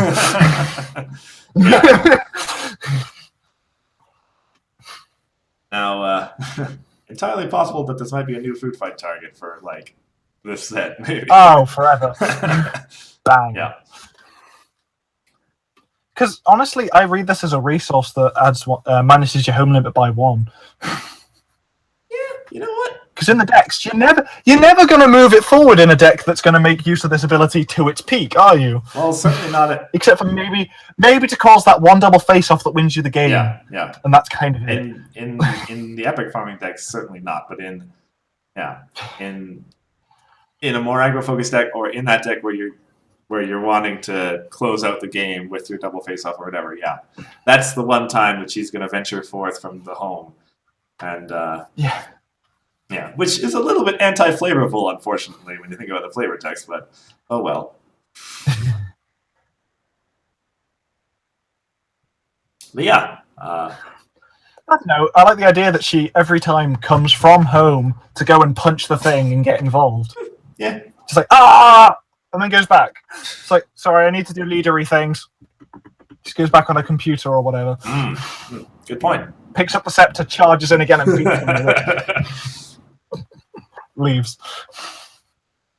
But yeah, another card where it's pretty obvious where it goes. Yeah. In this case, that deck's already pretty good, so we expect it's probably going to stay pretty good.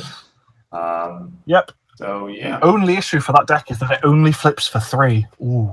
That is a good point. Well, it flips. Like we were discussing with Biff or whatever he was called. The fact that it flips for 3 is like, ooh. But honestly, I think the value is so much higher than it was with Biff that it's worth running it. Yeah. And, I just noticed again, the card's not unique. So you want to have... You can have +9 forever. +9 forever. Everyone appreciates that, right? Yeah. So... It's definitely a good card. Yep. Dragon to Dragon. We had a little yes, this set one. of cards that come out. Another 5 power, 0 point troublemaker. Uncommon. Great. Awesome. We already talked about how that's good. Yes. And with a 2-cost bounce of an opponent's friend on the uncover. So, interesting. Quite nice. This card is so good. This card is just so good. I couldn't believe it was common when I saw it. If you have this, run every copy. You know why? Because you always have the action tokens to bounce something if you really need to. Because you go, gain action tokens, troublemaker phase, turn it over. Oh, hey, I can pay 2 if I want to. Yep. Yeah. And trying to play around this effect is just a nightmare because you have to overextend, and then if it's not him, you're just like, ugh, I just wasted so much resources, and my opponent didn't even do anything. Yep. That choice. I also kind of like the psychological game he could have with villains, where it's like, do I overextend into it and get frightened, or do I overextend into it so I can beat Garble? Yeah. Sort of that push-pull of... Yeah. It's like, so to bring up another yellow card, which is coming into the set, right? What is that card? The immediate bounce card. The food fight in yellow. Yeah. So that card costs 2 for a restricted immediate effect. And this... I think it's famous food fight, isn't it? Whatever. Yeah. And so this card is effectively kind of costing 3 because you paid 1 to play the troublemaker. Obviously, yeah. Sorry? I said, obviously, yeah, because you pay 1, but then you went to say it, so I was like, okay. Yeah. And they're paying 2, but it's removing that restriction, right? Which is, that seems like fair. It seems like bounce is working out to about 2.5 AT average, which is because we do have a main phase bounce at 280. Yes. Which I would say is the baseline. Yeah. It's when you want to add other things onto it. So with this one, you get an upside of having a 5 power troublemaker. Yeah. With the other one, you add a condition. You obviously increase the cost by 1. With the other one that we're talking about, which we'll get to in the complete set review, you take main phase and make it immediate, but add a condition, keeping it at 2. Yeah. Which is about... So it feels like bounce effects are just 2. Yeah. But you can sit there tweaking it with different conditions now. Which, since it's kind of always been my opinion that bounce is just slightly better than frighten, which except enter the battlefield stuff. Yeah, it's somewhere around the same power level as frighten, and frighten has been established as immediate 2 thanks to Rutherford. And so it's good to see bounce kind of coming into the same action token area finally, which is great. But I can't really see much else to say about your interpretation of this card. You just limited run him every time, and he could easily see playing constructed because it's a good set of words he's got.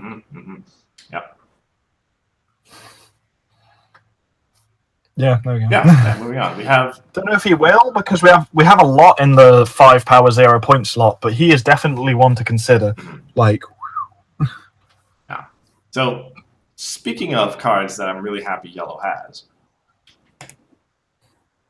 we have our first. I believe this is the first Yellow event that says "Get rid of a troublemaker." I believe so. I can't even remember. Yeah, like we had we had because there's all sorts of ways of ignoring them, but I think this is the first dismiss it. Yeah. We had Repulsor Blast to get through. We had Tree Hugger to get through. But this, the issue with that, of course, is like you say, I'm ignoring the troublemakers, and then okay, I want to confront Snapcase for Fruit Fight, whatever. Yeah. Whereas this time, I play it and it's gone, unless it's one of those troublemakers that's just going to go back to the guy's hand, but whatever. Yeah. Well, it's specifically dismissed, so those undead things don't, because they're specifically on defeat. Yeah. But yeah. But I really like the second half of this. And of course, that's not even to talk about the second part, which it's really weird. So discarding a card means instead of dismissing it, it's yours. In essence, yeah. Which so it's so weird. Yellow had this once upon a time, a long time ago, with Fluttershy Monster Cancelot Knights. It's like this. Oh no. Okay. Yeah, way back in. It was like there's also this Cancelot Knights resource or something that when a troublemaker is defeated, you then get it afterwards. Oh yeah, I remember. Or something like that.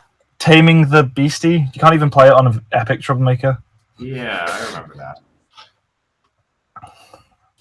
So, yeah, and for what it's worth, gaining control of an epic troublemaker is kind of pointless. Yeah, I mean there are a whole bunch of cards that specifically talk about opposing troublemakers, etc., that maybe it means something, but yeah, for the most part, suddenly turning around the problem with the troublemaker going the other way is an interesting effect. You know what I want Yellow to have because of cards, because they printed this? Mm-hmm.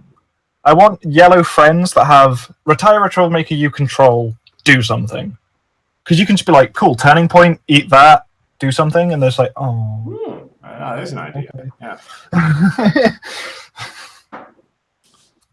So it sort of gives a bit more validity to taking control of stuff. Like Pink loves, I'll gain control of this, and then I will dismiss, retire it to do this, and dismiss that, say. And it's just like, oh, yay.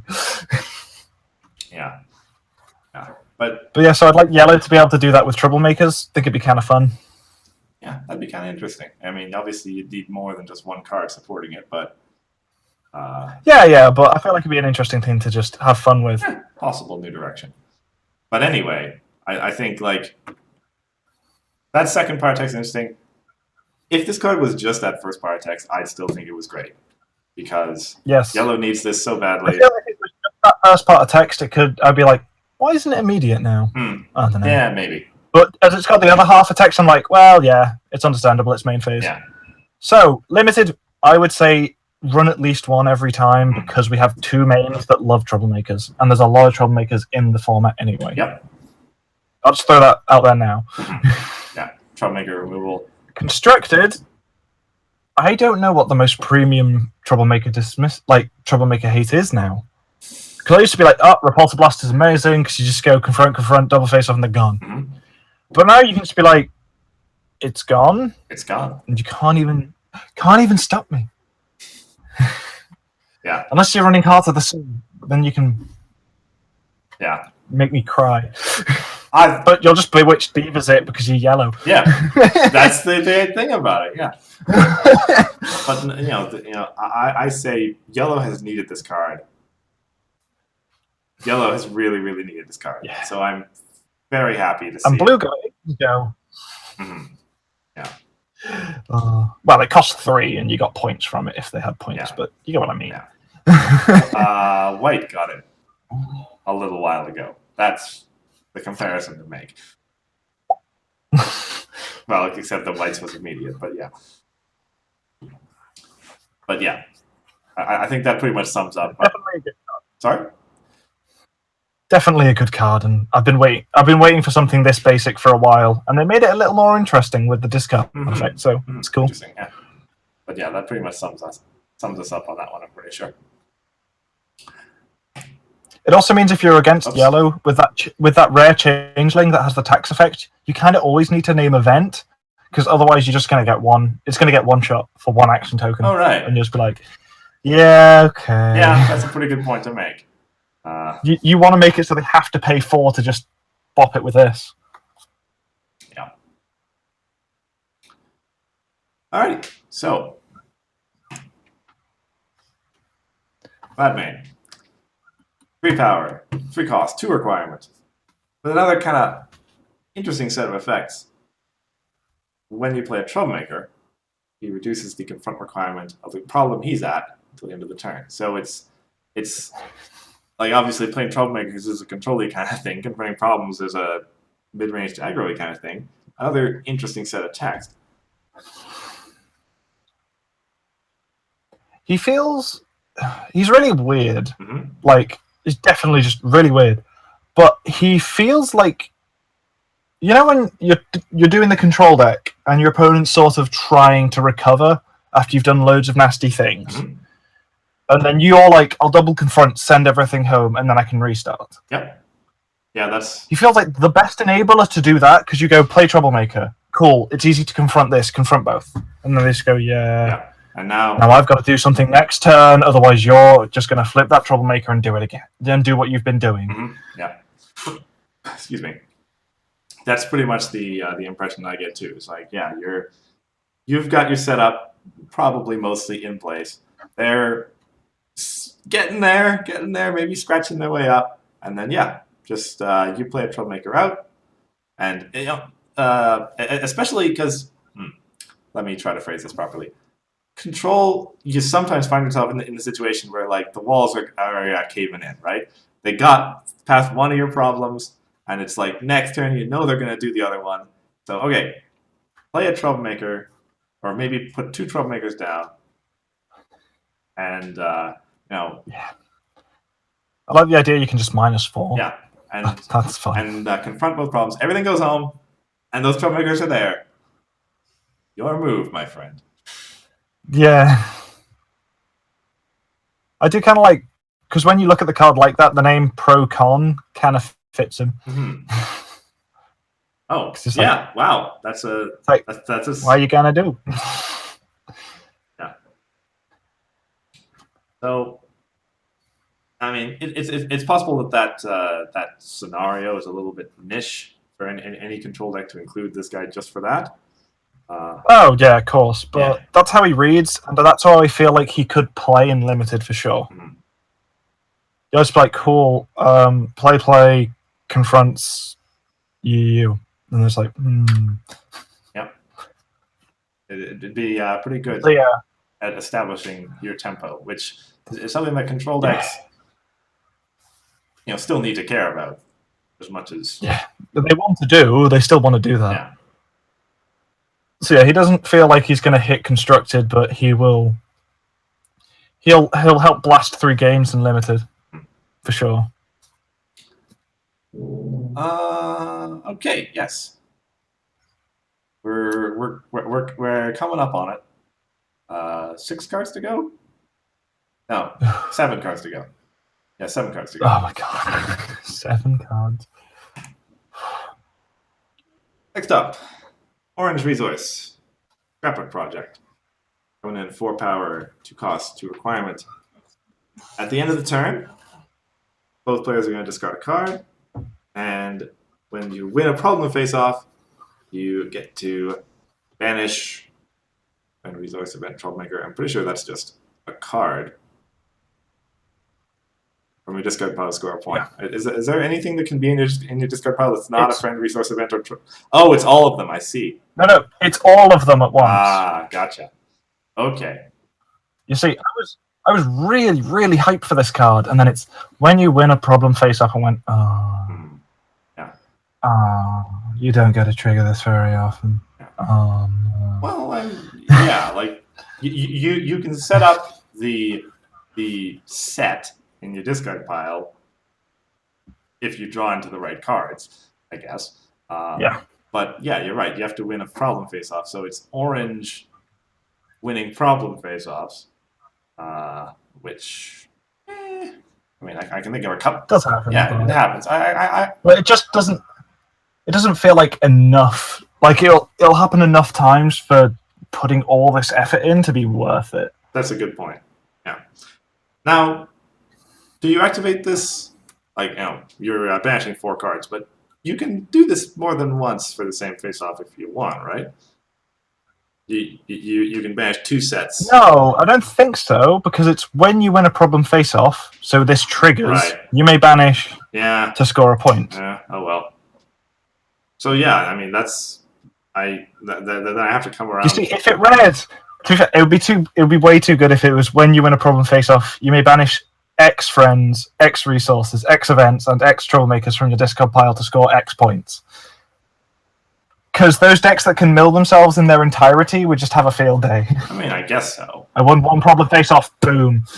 Then again, like, what? Even if your entire deck, Yeah. even if somehow this card is also there, 45 divided by 4, Yeah. so 44, 11. It takes 11 points. Yeah. It takes 48 cards to score 12 points. So yeah. But yeah, I think it's worth it. Like the way that you say it, this is a lot of setup seemingly, and your opponent's choosing their cards too. So you're not even necessarily picking off things that they didn't want to get rid of anyway. Because if this card is at the end of each turn, look at each player's hand, choose and discard a card. Oh my god. Yeah. Oh my god. That's good times. I wouldn't care about the other line of text, just be like. Yep. Every turn. Getting dream seized every turn, oh my gosh. I don't care that I look at my own hand and discard something. Yeah. Mm-hmm. But yeah, it feels like they wanted it to be really, really good, and it's just kind of niche. Yeah, I kind of because of the condition. Yeah, I kind of get the feeling that ultra rare Starlight Glimmer Troublemaker, once upon a time, the Chrono Trigger, if you remember her. Yes. Yes. Kind of got the same kind of feeling of like you maybe set up this thing where you're banishing the cards underneath it. You're kind of trying to figure out, okay, I want to have that card, I want to have that card, I want to have that card, and that happens, but it's a lot to put into it for not so great of a payoff. Yeah, like because it's even like after doing all these things to set up, like putting all this effort in, you still also then have to be able to win problem face-offs. Mm-hmm. Yep. It's not like you can just sit there being like, I am going to control you and grind out the game by winning, getting points with my scrapbook project. No, you have to be winning problem face-offs to be triggering this, which is the biggest downfall of the card, unfortunately. Yeah. And if it's in an aggro deck or a mid-range deck, right? You need to be running a sizable amount of friends, resources, events, and troublemakers to be able to put aggro. What troublemaker are you running to enable this? Yeah, I know, right? Like, so because it feels like it wants a really good mid-range deck, and I'm just like, okay, what mid-range deck? I guess with the other ultra rare in orange, you kind of have something going on, but it doesn't feel complete.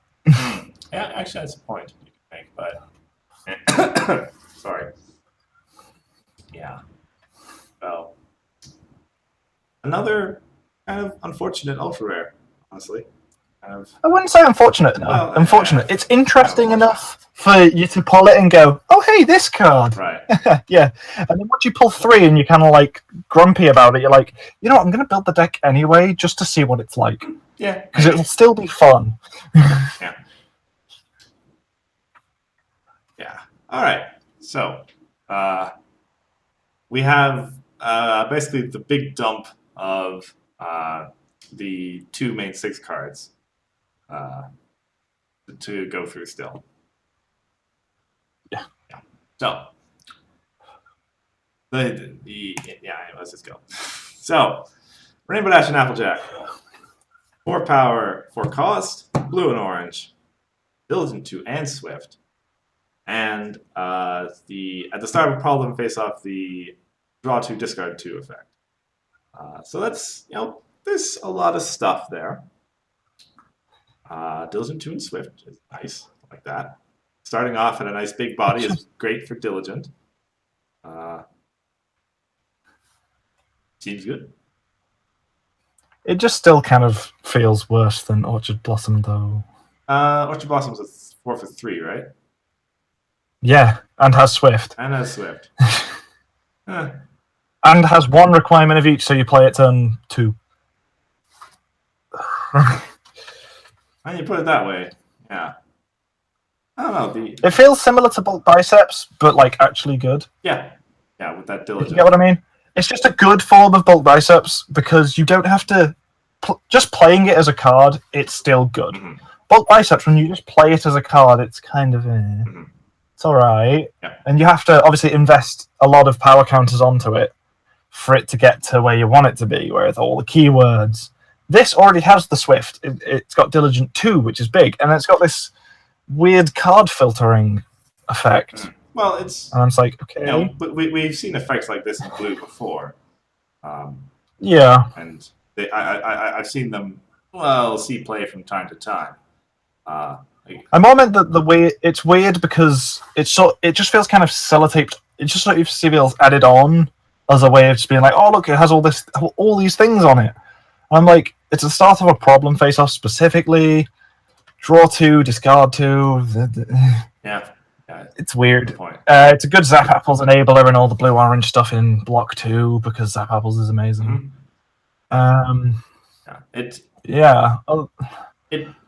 I wouldn't say it's unplayable. It just still feels worse than that uncommon they printed last set because that card's ridiculous. And it would have been interesting to think. Like, I can see like the idea of Diligent and Swift. Okay, Applejack, remember that. That's fine, right? Like, maybe they take out that last bit of text and put in like a competitive 2 instead. Diligent 2, competitive 2, Swift. Oh, that would have been nasty. Yeah, that would have been too good. And I'd be talking much more gracefully about it. Yeah, that would have been too good, probably. Because the card advantage, like, it's not card advantage, it's only filter. Yeah. It's just kind of like, okay. It's never amazing that you get to draw and discard. It's just okay and good. Mm-hmm. Yeah. Yeah, I mean, when you have that comparison to make with Orchard Blossom, it's kind of like, true.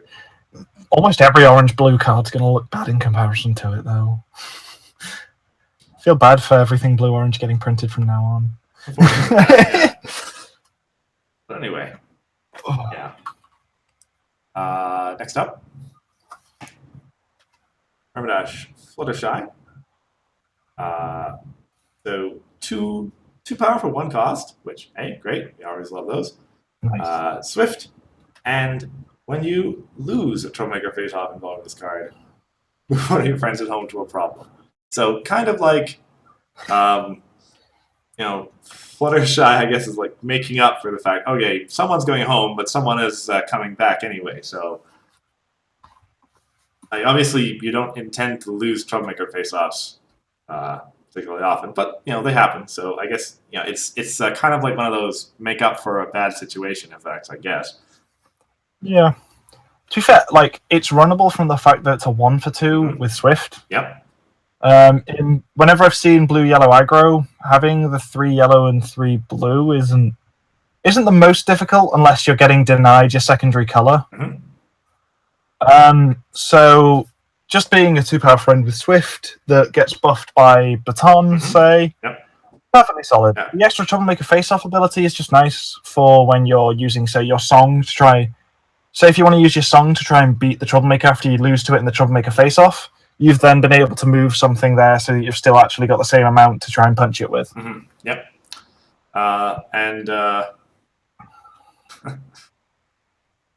This card does trigger. It's a Swift friend that triggers Cloud Chaser and Flitter, right? That one looks for 2 power or less, I think, right? Yes. So, and same colors. So that's nice as well. Yeah. I was actually just thinking it, like if your opponent's running the Flurry Heart, then you know you lose the Troublemaker. So hold a second. How would the triggers fire in that case? You'd lose the Troublemaker face off. Would this card try to move first? Like if When you lose a Troublemaker face-off involving this card, you may move one of your friends. yeah, like I need to look up how face-off resolution works because I think, don't quote me, it's on the resolution of the face-off because you lost before the face-off is resolved. You move it home, and this will obviously trigger once the face-off is properly resolved. Right. Yeah. So the thing moving home, which is the thing you don't want to do, will happen first, and that will probably fizzle on Flurry Heart, and then you'll get the free move to a something problem. There. Yeah, very niche interaction, but a very fun one, just because that Flurry Heart is hilarious. Yeah. Anyway, as per the card itself, we just kind of say. I think we've said all we can say. It's good. Yeah, three requirements going to be awkward not in Constrict, in Limited. So just check what you have, if it's easy to play or not. But yeah, there you go. When you've got like a value positive card with extra stuff, clearly that second text can't be always useful, or else the card will be super amazing. So yeah, it seems nice. Radio. Next up, Applejack Pinkie Pie. 3 orange and pink, 3 cost, with the eccentric one, unfrightenable, and when Troublemaker is uncovered, +1 power counter. Can we say villain farming, please?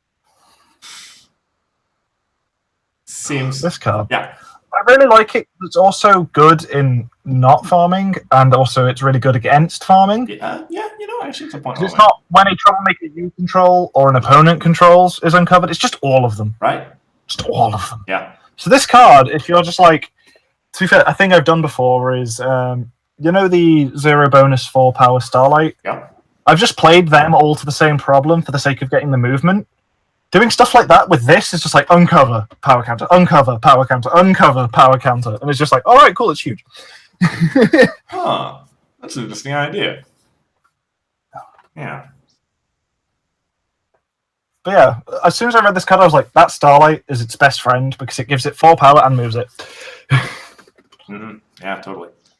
And yeah, that's really fun. The eccentric is... It's a card that it's basically good anywhere. The eccentric one kind of feels pointless, but it'll be useful sometimes. Yeah, it'll be useful. It doesn't really gel with what you see in the rest of the card, kind of, but it's there. But as you say, that other stuff, we both know what we're going to use it for. We can both. It's pretty easy to see. I can trigger that +1 power pretty often and make use of it. Great, awesome. Yeah. So, another pretty useful looking card. Orange pink is. Ooh, what is orange pink? Orange pink is like. Doesn't exist. Yeah. So kind of remains. But well. Yeah, like maybe if orange control becomes a thing, it'll be orange pink. Maybe. So. And if orange pink control is a thing, then this card looks pretty good in that. Yeah. So, yes. Kind of moving pretty quickly here, but yes. Yeah. Pinkie Pie Twilight Sparkle. 2 power, 4 cost. Whew. And eccentric 2. When you draw a card, you get a +1 power counter on a Troublemaker. Okay, that looks pretty good. And at the end of your turn, draw a card. Okay. So, that's a lot of power for Troublemakers if it's sitting at a problem with a Troublemaker. They seem to very on purpose make this unfood fightable. It feels very on purpose to me. Yeah. That's an interesting point to make. Yeah. that's Other than that, if your opponent pretty much instantaneously napcakes this, you just cry. yeah. Other than that, if you can just get it going, it spirals out of control because it's Pinkie Pie Grump, but it's attached to your 0 bonus Troublemaker. Yeah, I mean, what if it's attached to a Pinkie Pie Grump? Then No, not the nightmare scenario. Yeah. But yeah. Also, I like how it's called All Under Control when all it does is spiral out of control. Well, if you're playing the control deck, right, it makes sure you keep everything under control. But yeah. I can very easily see pink purple decks running this and just going, this. I have 5 action tokens. Let's get this party started. Yeah. Yours? And it's just like, yeah, okay, cool. Yeah. Tick, tick, tick, tick. Can I just get a D20 for my troublemaker here? Tick, tick, tick, tick. Yeah. Yeah. It's important to note it's whenever you draw a card specifically, and I think Grump was anyone drawing a card, right? Grump was anyone drawing a card, yes. Yeah, so there's that minus bit to it, but it doesn't. You can still play surprise. You can still play surprise party and draw yourself 6 cards, right? That's still a thing. Yeah. Or even better, play play the Lyra main and then draw up to 8, I think. Oh my gosh! Yes. I don't know why this card has eccentric too. Was it just to add a word on it? And prepared was too good, so they put eccentric on it instead. I guess. Yeah. I don't know. Yeah, it's kind of the same deal with eccentric 1 on Applejack and Piggy Pie again. Like it doesn't. I mean, it's helpful. It's non-incidental. Yeah. I can kind of see it being semi-useful for what I would usually play this card with, but it's not the text that I'm most excited about. That's for sure. No. So. In limited, I'm not sure. A 4 for 2 is gonna feel bad most times. Yeah. And if they have already beat your troublemakers and this card is in your hand, it's dead. Yeah, you're never playing it. This card really seems like the sort of epitome of value over time. Like when it first comes into play, it's not actually particularly great, but you let it stick around and you get some value over time. Which is why I guess in limited it's probably not as good. Not great. Yeah. Yeah, I think we've said everything about this one. Yeah, I think so. Alrighty. Twilight Sparkle rarity. 2 power, purple and white, 2 cost. When this card enters play, you may put a discard pile. Sorry, we've been at this for 2 hours. When this card enters play, you may put a troublemaker from your discard pile into play face up. Oh my gosh. Indeed. Yeah. I love the fact that it's purple and white, the 2 limited troublemaker control colors, because that's fair. Yeah. Yeah, it's good. Like its power is very obvious, I guess. Yep. There's not what you can say about it because you just go, cool, done. Yeah, I mean, there you go. Purple and white. I guess you could say, aha, you can smack a villain down with it and you don't frighten your stuff and then you can fight it or whatever. Yeah. But there's all those small little, when you cheat a troublemaker in, this doesn't trigger type stuff that we've discussed before with Quibble. Yeah. Or throw in that new Chrysalis who moves stuff and you don't want stuff moved. It's just it's the same. It's got a similar feel to Quibble, but it's obviously because it's white. It's cheated from discard rather than hand. There you go. Yeah. Not much else to say, really. Yeah, but honestly, I mean, I was a big fan of purple white in Marks and Time, and for reasons that would become apparent with the next card, that's the 3rd time I've hinted at this stream. I want to run it again. Or at least experiment with it again. And this card is another reason where it's like, okay, great. I get to just set the troublemakers up again. And there it goes, into play face up. What you gonna do now? But yeah, I mean, it's a card that I've already got a purple white deck, obviously. I don't know if this card makes a cut in purple white right away. I'm honestly not sure about that. It's good. Is it good enough? I don't really know. I think it is because it allows you to do a lot of interest. Like, it allows you to do a lot of cheaty things, and cheaty things are always good. Right. And at worst, it's a very easy, trading traditions entry friend. That's true. Yeah. That's very true. So whatever. Yeah. So time will be seen, but I'll definitely be tinkering with it, seeing what it can do. And yeah. So anyway, 2 hours, 16 minutes in. Are you ready to gush? Go on.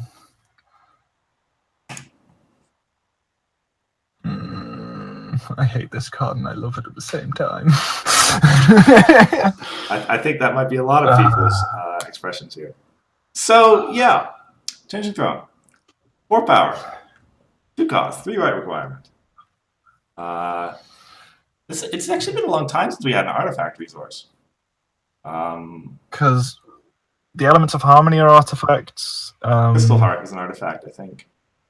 Crystal Heart, and that's kind of it. Yeah. So anyway. Can we just have like a colorless 0 cost thing that banishes all artifacts? That'd be nice. That'd be interesting, yeah. So anyway. Just for this. To go through the litany. Yes, opponents play +1 Iti to play cards during face-offs. Cards, that's hitting events. Resources, that's hitting all hasty stuff. That's hitting all immediates. Quite nice. Opposing flipped cards lose and can't have abilities, so your opponent doesn't get chaos stuff anymore. I appreciate that. And at the start of your turn, you pay 2 AT, which you're always going to have because it's the start of your turn, to exhaust this card to score a point.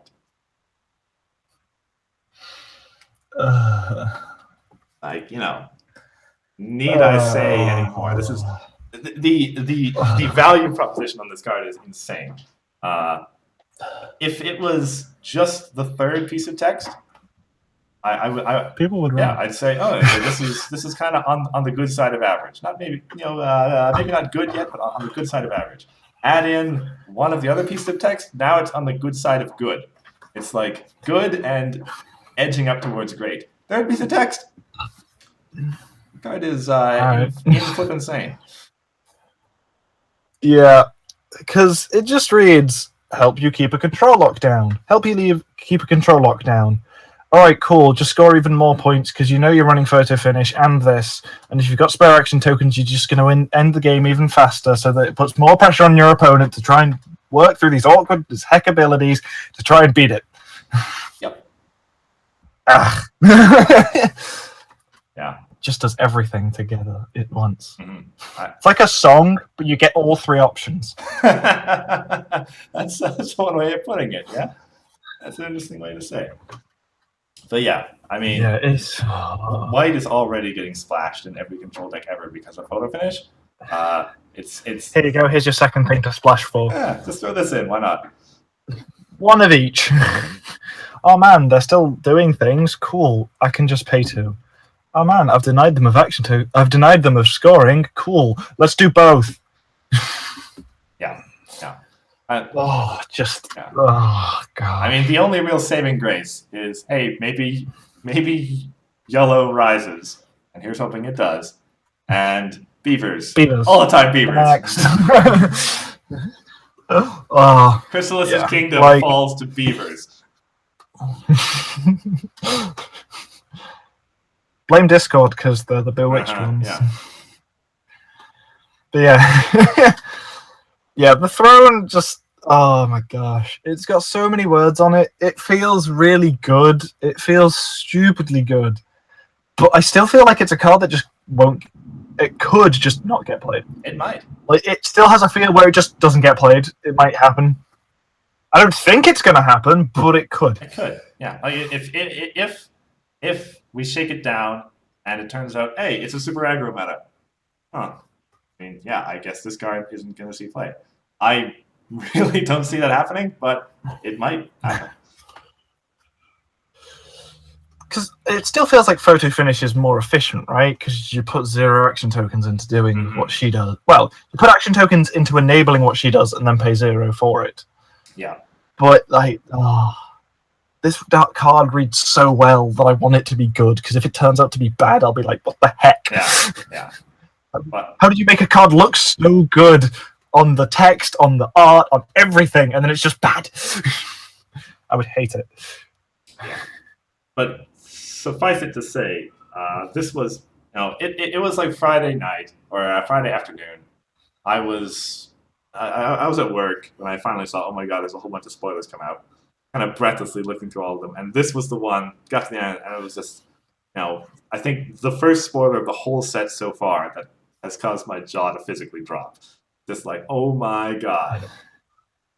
Then what do you expect from a MacGuffin that big? Yeah. Okay. Fair enough. Point. Right. Yeah. You know what I think would have incredibly balanced this card? Put the element of harmony restriction on it, so you have to have Chrissy. I guess, yeah, there's the mains that easily enable it, but still, it feels like, you can't just throw it into a deck that's, mainly purple and you're Singing Barrel, Changeling Throne, ha ha ha ha ha. It's like, I'd also have to run, like, I don't know, the Colorless Trixie and copy something. Yeah. And then play this. And, like, so, yeah. Yeah. And the interesting... It feels like they didn't put that on there on purpose because they want it to be good. Oh yeah, but that actually makes me think of a point. Like the fact that this is a resource means that some colors just like almost don't have an answer. Like what? Well, okay. So blue has trashed. Yes. Sorry, I just thought. I like the idea of just the Changing Throne, like, covered in toilet paper and stuff, and it's just, it's just trash, don't use it. Yeah. But yeah, like, blue is basically just trashed, I think. Pretty much all... Yeah, it's the only thing blue has, but it's efficient enough. It's efficient, yeah, but...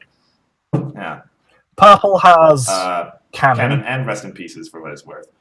Yeah. And then the new song. Pink. Orange has Applejack's Epiphany. Everyone has Sea Breeze Flower. Yeah. Okay.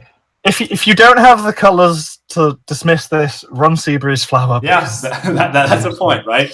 I mean, this card pretty much says that if control is a thing, Sea Breeze's Flower is back to a must include, basically. If you can't dismiss it, you're gonna have a bad time. Yeah, like, I think we could sit here rambling for hours saying the same things over and over again. So I think we should stop ourselves. It's a good card. It's good. It reads really well. Oh my gosh, I want to play with it already. And I want to find out that it's bad so that I don't have to play against it ever. Yeah. So anyway, yes. Look for it. Get it. Trade for it. Do what you have to do. Card's good. Yeah, limited, just run it. I don't even care if you're not running white. Just start running white. 2 action tokens for a point, do it every turn. I don't care, just do it. So yes, anyway, that brings us to the end of all of the cards which actually had announcements dedicated to their spoilage. As we all know, the full set is out. And yes, in 2 weeks from now, on our next stream, we will be covering full set review. The full set review, because 2.5 hours clearly wasn't long enough for a stream, right? Now, obviously, we're gonna. I still think we're gonna have to have like a minute per card or something as a timer, so that we'll actually get through the entire set. That might be a good idea. We've had a lot of cards already, so. But in 2 weeks, like I figure, well, I'm gonna try to build like lots of decks over these 2 weeks. So that when the set comes, when it comes time for our stream, we'll be able to have more educated opinions about, like all of those cards where we thought, it may be good. Let's, people will have to build the deck and let's see. Find out. Oh wait, no, it's bad. Yeah, and we'll know. Card ain't that great. Go on, right? So yeah, watch for that 2 weeks from now. In the meantime,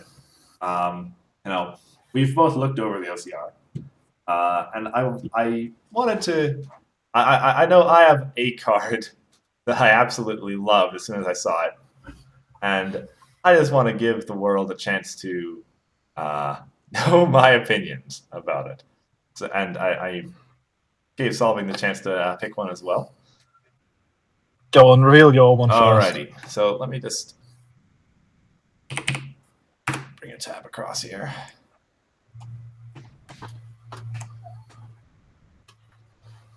So, whenever I look at a set, I look for alicorns first, just because Yep. I like Celestia. I like to see good Celestia cards, and here we go.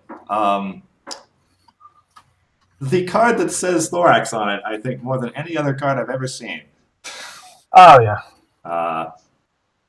2 power, 3 cost. When this card enters play, pick a Troublemaker and put Critter Frost into play equal to that Troublemaker's power. So let's say you're playing a Thorax farming deck. And yeah, you've got a 6 power Troublemaker in play. That seems kind of reasonable. There are quite a few of those epics. And yeah, play this. You get 6 Critter tokens to that problem. Your Thorax gets +7 power because Celestia herself counts towards Thorax. I think that's a good play. 13 power entering play. 3. Sorry? Is that this gives you an excuse to run your own Troublemakers, because it doesn't say opposing. Yes. Yeah, good point. Well, you just go, okay, cool, I'll flip Garble. I have 5 action tokens, so I'll pay 2, bounce that, pay 3, play Princess Celestia. I confront that problem. Mm-hmm. Yeah. Or, yeah. You have fast food or baton out. Yep. Or, say before this came down, you didn't have all that many friends. Oh, I'm going to put out my 8 power Cavalier, and then, yeah. Now I get 8 Critter tokens, yay! Yeah. Oh. Yeah, this card has like so much potential, and it's a very brew around me card, and it's hilarious. And from a big time Celestia fan myself, the flavor text just makes her like even more of a badass than she already was, I think. So,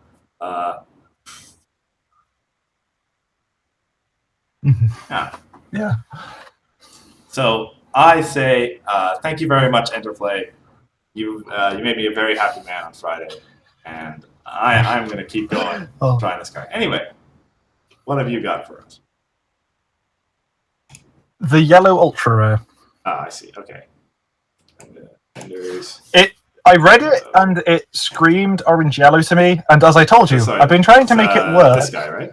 for a while now. Yes.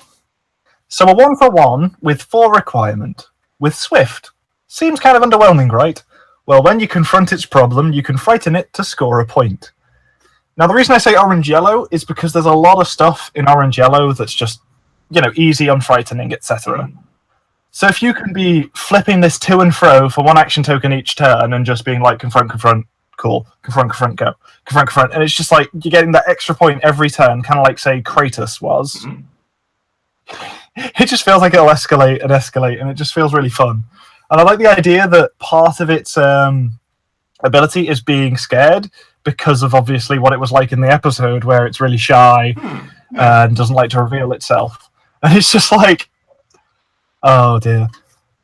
And the fact it has Swift, so that it's always, even if this somehow gets sent home, it's always 1 to get this to get the points, and then it's 2 to unfrighten it. It's just neat. Right. Yeah, that's actually a very good point. It being...